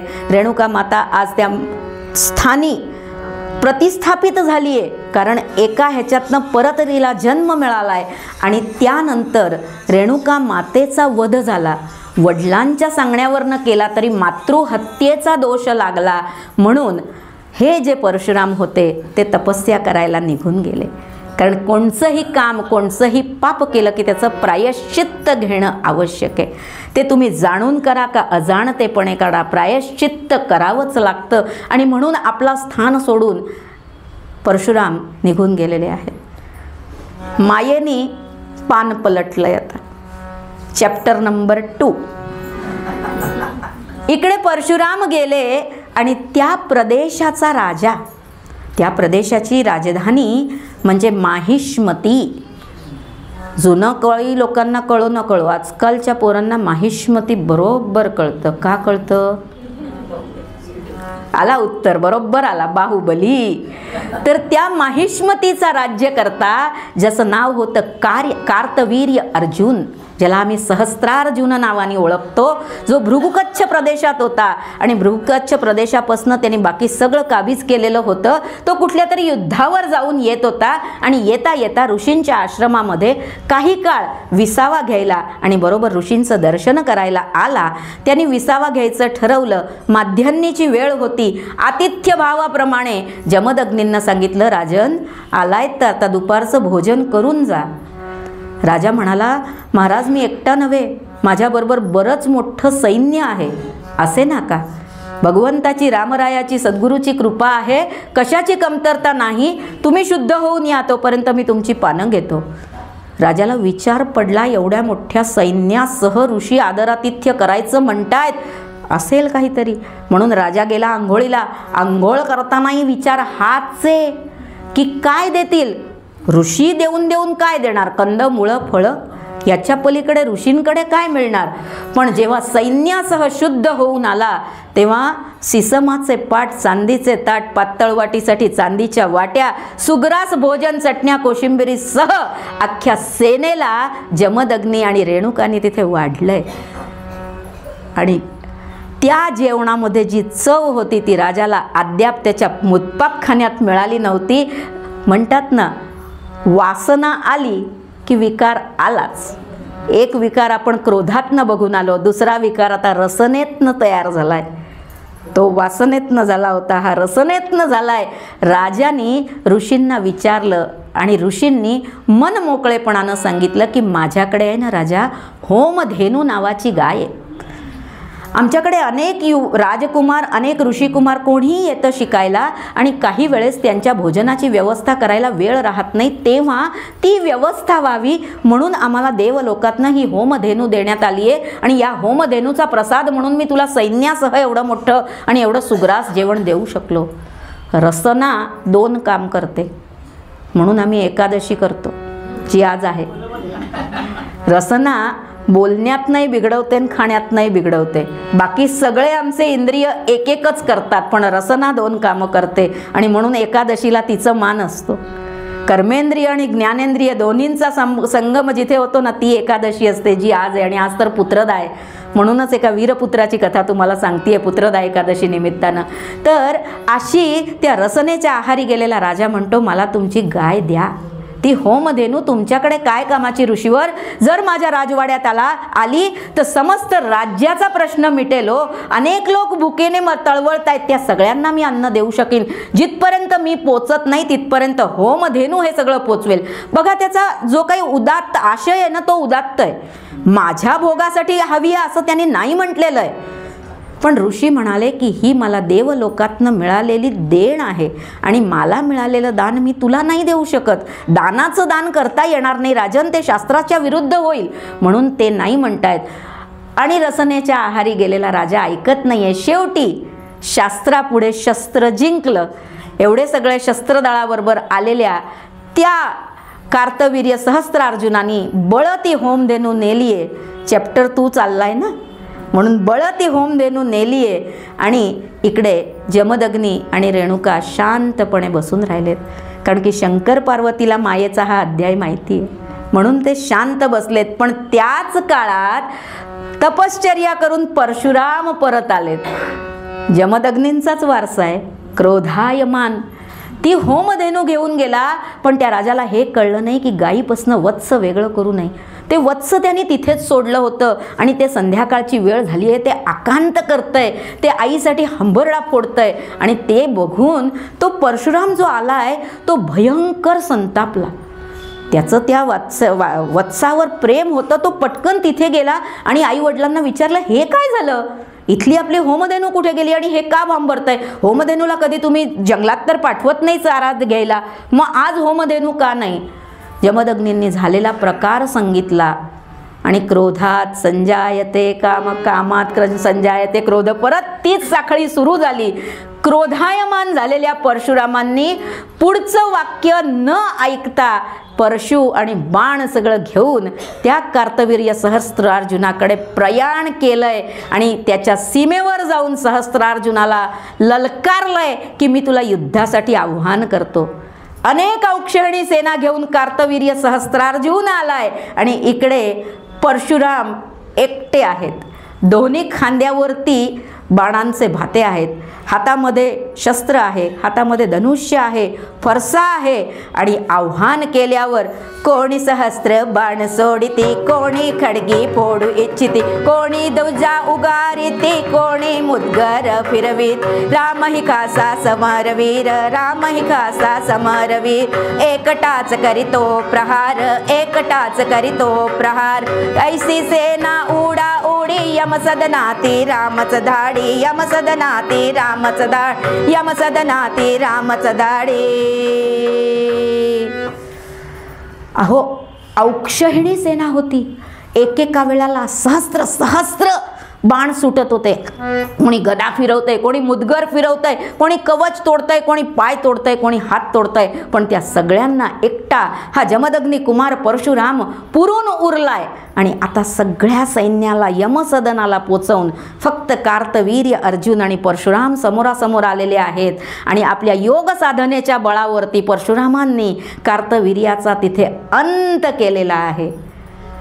अंत करून त्या होमधेनूला घेऊन परशुराम जमदग्नींच्या आश्रमात आलेत. पण जमदग्नी म्लान मुखानं बसलेत. बाबा, का हो, तुमचं मुख म्लान का झालंय. ते म्हणाले, जन्ममरणाची लोपली ते वार्ता. जिथे जन्ममरण नको होतं तिथे तू देऊन आलायस, तू पूर्ण ऐकलंच नाही.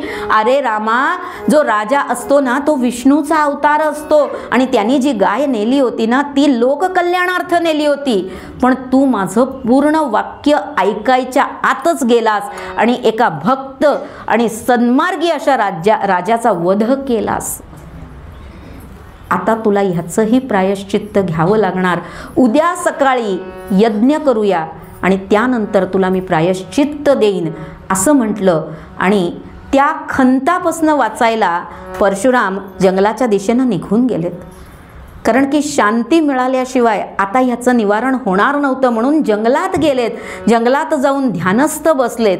आणि इकडे वडिलांचं और्ध्वदेहिक करून त्या कार्तवीर्याचा मुलगा आता त्यांनी प्रण घेतलाय की जोपर्यंत मी परशुरामांच्या वडिलांचे 21 तुकडे करणार नाही तोपर्यंत मी माझ्या वडिलांचं पुढचं तर्पण करणार नाही. आता त्या यज्ञशाळेत आज कोणीही नाही. सगळे लोक आपापल्या कामासाठी निघून गेलेत. मी जसं म्हटलं तसं माया चॅप्टर 2 झाला. आता माया चॅप्टर 3 की आता तिथे कोणीच नाही आहे, फक्त रेणुका आणि जमदग्नी आहेत. आणि 21 क्षत्रिय कुमारांना घेऊन स्वतःबरोबर 20 आणि स्वतः 21वा तो मुलगा तिथे आलाय. रेणुकेनं त्याला बराच बोध करण्याचा प्रयत्न केला. बघा, ती प्रकृती रूप आहे, मायेचं आद्य रूप म्हणजे रेणुका आहे, आणि म्हणून तिने बोध करण्याचा प्रयत्न केलाय.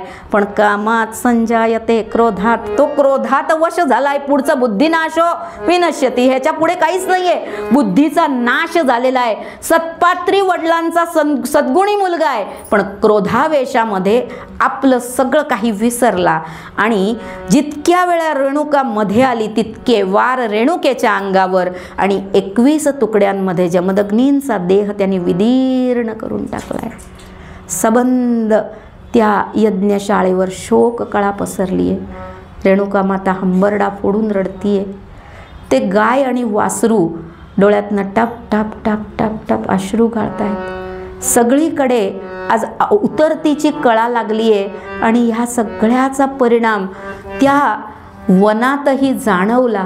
आणि योग पुरुष परशुराम उतावीळ पावलांनी आपलं योग संपवून, आपलं ते ध्यान अपूर्ण सोडून यज्ञशाळेकडे आलेले आहेत. यज्ञशाळेमध्ये आले, बघितलं तर आज यज्ञशाळा उजाड पडली आहे. कुठे कुठे कुठे करत गाईच्या गोठ्यापर्यंत गेलेत, जिथे रेणुकेच्या अंगावर 21 वार झालेले आहेत. जमदग्नींचे 21 तुकडे झालेले आहेत. आणि आता परत एकदा थार थार थार थार थार थार कापणारे ते परशुराम डोळे लाल बुंद केलेत, हातामध्ये फरसा उगारलाय आणि प्रतिज्ञा घेतायत की ह्या पृथ्वीला 21 वेळा निक्षत्री करीन, त्यानंतर या रक्ताने 5 डोह भरीन आणि त्या डोहामध्ये जमदग्नींचं तर्पण करीन. रेणुका म्हणते, शांत शांत शांत. या देवी सर्वभूतेषु शांतिरूपेण संस्थिता.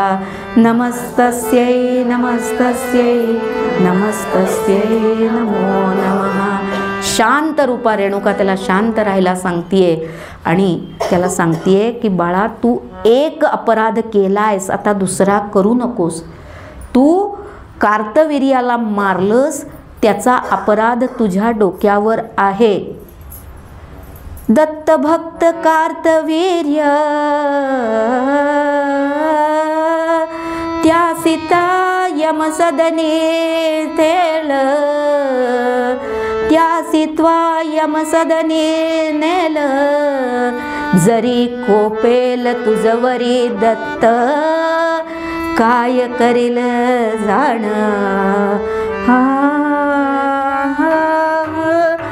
जर तो दत्त आता तुझ्यावर कोपला, कारण की कार्तवीर्य त्याचा अतोनात चांगल्यात चांगला एक भक्त होता, आणि जर तो कोपला तर तुझं काय होईल. आता मी सांगते तसं कर. माया चॅप्टर 4. आता मी सांगते तसं कर. काय करायचं, तुझ्या वडिलांना आणि मला घेऊन इथून निघ. आता तुझा प्रण केव्हा पूर्ण करायचा ते बघू, पण आम्हाला दोघांना घेऊन निघ. दक्षिणेकडे जायचं आणि त्या दक्षिणेकडे जाताना जिथे नभोवाणी होईल ना तिथे थांबायचं.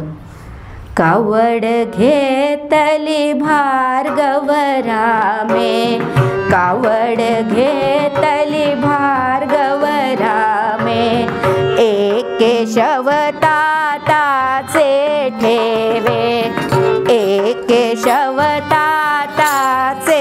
ठेवे, एके पारडी रेणुका बसवे, दक्षिणा प्रति जाय, एके पारडी रेणुका बसवे, दक्षिणा प्रति जाय, दक्षिणा प्रति जाय, दक्षिणा प्रति जाय. खांद्यावर कावड घेतलेली आहे. कावड कुठेही जमिनीवर टेकवायची नाहीये जोपर्यंत नभोवाणी होत नाही. आणि आज त्या प्रणासह आईच्या त्या आज्ञेनुसार परशुराम निघालेत. एका पारड्यामध्ये जमदग्नींचे ते 21 तुकडे ठेवलेले आहेत आणि एका पारड्यामध्ये रेणुका मातेला बसवलंय. आणि जमदग्नी काम्यकुब्जापासून म्हणजे उत्तरेच्या टोकापासून निघालेत आणि चालत चालत चालत चालत पादाक्रांत करत करत करत देश प्रदेश ओलांडत, सागर नद्या ओलांडत, मध्ये आलेल्या पर्वतांना ओलांडत आपल्या धैर्याची परीक्षा देत आज परशुराम चाललेत. कावड आली क्षेत्र माहुरा, कावड आली क्षेत्र माहुरा, जाहली नभोवाणी, कावड आली क्षेत्र माहुरा, जाहली नभोवाणी. अंतविधीस आचार्य ते, अंत्यविधीस आचार्य ते, लागत यांच्या चरणी, लागत यांच्या चरणी. माहूर क्षेत्रावर कावड आलीये आणि नभोवाणी झालीये की ज्या अंत्यविधीसाठी तू आचार्य पौरोहित्य शोधतोयस ना तो इथे आहे बघ, समोर बसलाय म्हणे. त्या पुरोहिताला विनव आणि त्याला सांग की आता तुझ्या आई वडिलांचं और्ध्व देहिक त्यांनी करायचंय, अंत्यविधी त्यांनी आटोपायचा आहे. तर अशा ह्यानी तिथे कावड आता टेकवली आहे. आणि परशुराम तो जो पुरोहित नभोवाणीने दाखवला त्याच्या चरणारविंदावर लोटांगण घालायला गेलेत. तिथे मायेनी एक नवं पान उघडलंय. एक सुंदर पुरुष, राजस सुकुमार मदनाचा पुतळा, अगदी भगवंताचं प्रतिरूप दिसावं असा एक पुरुष आणि त्याच्या मांडीवर एक स्त्री आहे जी ललना खूप सुंदर आहे. आणि मायेच्या कवेत घेतलेल्यासारखं तो त्या स्त्रीचं चुंबन घेतोय. आणि परशुराम म्हणतायत, महाराज माझ्या आईच्या आज्ञेप्रमाणे माझ्या वडिलांचं और्ध्वदेहिक कराल का? बघा नभोवाणीने दोघांचं और्ध्वदेहिक सांगितलंय आणि परशुराम एकाचंच सांगतायत. ते म्हणाले, अरे मी प्रापंचिक माणूस, राज्यकर्ता, या सृष्टीमध्ये येऊन सगळ्यांचं काय करतो? पालन पोषण संभारण आणि उत्पन्न सगळं करतो का? गुरुर ब्रह्मा गुरुर विष्णू गुरुर्देवो महेश्वरा, गुरु साक्षात परब्रह्म तस्मै श्री गुरवे नमः. तिन्ही कामं मी करतो पण मी काही तुझ्या वडिलांचा और्ध्वदेहिक, अरे बघ माझ्या मांडीवर एक बाई आहे, मी काय पौरोहित्य करणार, मी वासनेमध्ये लिप्त झालेला आहे. आणि तेव्हा परशुराम म्हणतात, आईचं वाक्य म्हणजे ब्रह्मवाक्य आहे. तुम्ही काही करत असाल तरी मला माहिती आहे हे और्ध्वदेहिक तुम्हीच करणार आहात.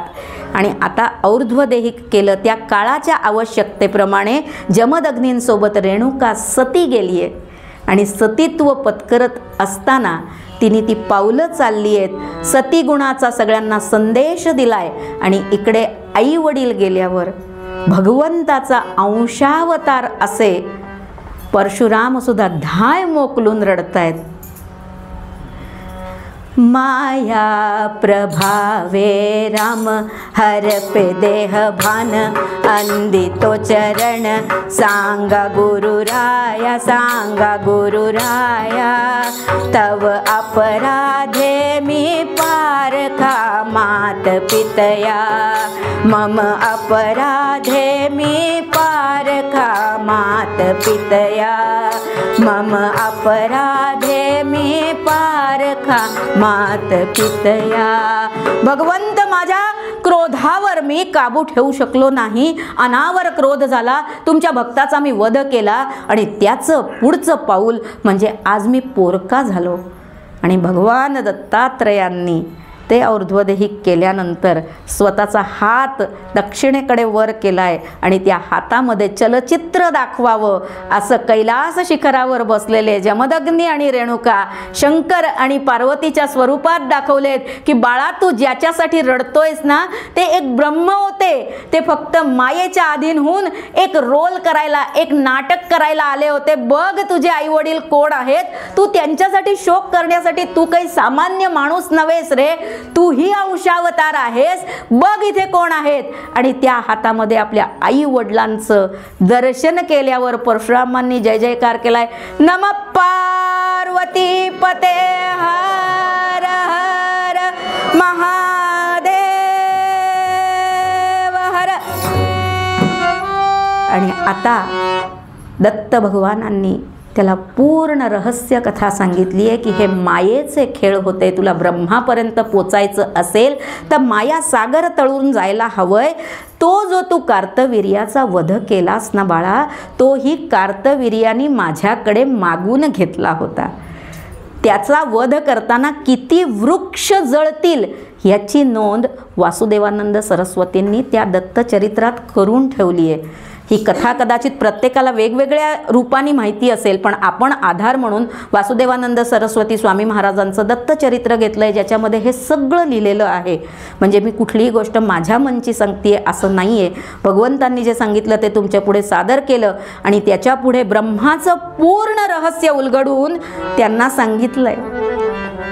स्वामी म्हणे चारी देहाते निरसून झालो आम्ही पूर्ण ब्रह्मरूप. पण अजून अंशावतारावर मायेचा प्रकोप एवढा आहे की दत्तप्रभूंनी अवधूत रूपात सांगितलं तरी परशुरामांना ब्रह्मरहस्य कळलं नाही. त्याच्या पुढे मंडळी परशुरामांनी 12 वर्ष भगवतीचं अनुष्ठान केलं महेंद्र पर्वतावर जाऊन.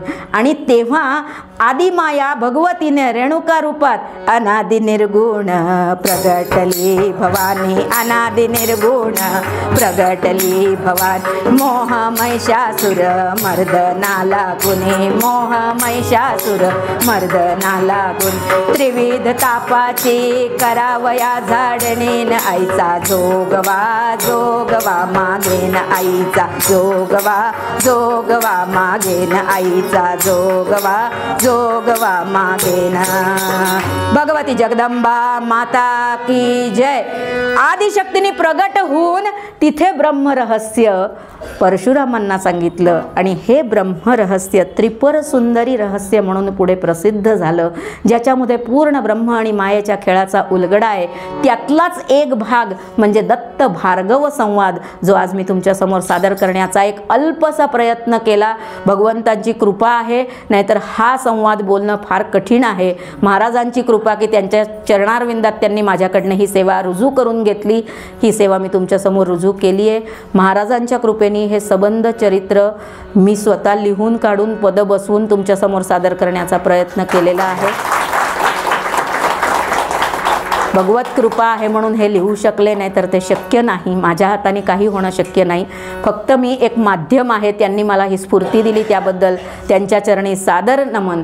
आणि तुम्हाला सगळ्यांना एवढंच सांगायचं की अंशावतार अशा परशुरामांनाही जर ब्रह्मरहस्य कळलं नाही, मायेच्या कवेत तेही आले, तर तुम्ही आणि मी पामर माणसं आहोत. आम्ही एकच म्हणू शकतो की भैरवीच्या स्वरात अभंग आळवून भगवंताचरणी भक्तिभावानं लीन होऊ शकतो. मरे मग सारे सा धने सारे सा होता अंतरयामी ज्ञानाची जागृती, होता अंतरयामी ज्ञानाची जागृती. जीव जगत भ्रांती दूर ठेली, जीव जगत भ्रांती दूर ठेली. स्वामी म्हणे चारी देहात निरसून झालो आम्ही पूर्ण ब्रह्मरूप झालो आम्ही पूर्ण ब्रह्मरूप होता अंतर्यामी ज्ञानाची जागृती ज्ञानाची जागृती ज्ञानाची जागृती पुंडलिक वरदे श्री ज्ञानदेव पंढरीनाथ ब्रह्मचैतन्य गोंदावलेकर महाराज जय जय। झालेली सेवा महाराजांच्या चरणी या वास्तूत असलेल्या प्रत्येक आध्यात्मिक शक्तीच्या चरणी तुम्हा सर्वांच्या हृदयस्थ परमात्म्याच्या चरणी अर्पण करते। सेवेदरम्यान जे काय चांगलं बोललं गेलं, तुम्हाला जे काय चांगलं वाटलं ते माझ्या गुरूंनी दिलेलं ज्ञान होतं, आईवडिलांचे संस्कार होते। जे काय अयोग्य वाटलं असेल, काही जर कोणाची भावना दुखावली गेली असेल तर तुमची सगळ्यांची क्षमा मागते। ते सगळं भगवत गादीशी सोडा, परत अशी चूक होणार नाही अशी भगवंतांनी मला शक्ती द्यावी अशी त्याला प्रार्थना करते। तुकाराम महाराजांचं मागणं मागते आणि आजच्या कथेला विराम देते। हेची दान दे गा देवा तुझा विसर न व्हावा, विसर न व्हावा तुझा विसर नवा गुण गाईन आवडी हेची माझी सर्व जोडी, माझी सर्व जोडी हेची माझी सर्व जोड। नलगे मुक्ती धन संपदा संत संग देई सदा, संग देई सदा संत संग देई सदा। तुका म्हणे गर्भवासी सुखे घालावे आम्हासी, घालावे आम्हासी सुखे घालावे आम्हासी। सदा सर्वदा योग तुझा घडावा, तुझे कारणी देह माझा पडावा। उपेक्षू नको गुणवंता अनंता, रघुनायका मागणे हेची आता। ज्या ज्या ठिकाणी मन जाय माझे, त्या त्या ठिकाणी निजरूप तुझे। आम्ही ठेवितो मस्तक ज्या ठिकाणी, जेथे तुझे सद्गुरु पाय दोन। अवधूत चिंतन श्री गुरुदेव दत्त। सेवेची संधी दिल्याबद्दल व्यवस्थापकांचे आणि माझी साथ दिल्याबद्दल दोन्ही साथीदारांचे मनापासून आभार मानते आणि तुम्ही माझे जे बोबडे बोल ऐकले त्याबद्दल तुमच्या सगळ्यांच्या कृतज्ञतेत राहते। जय जय रघुवीर समर्थ। जय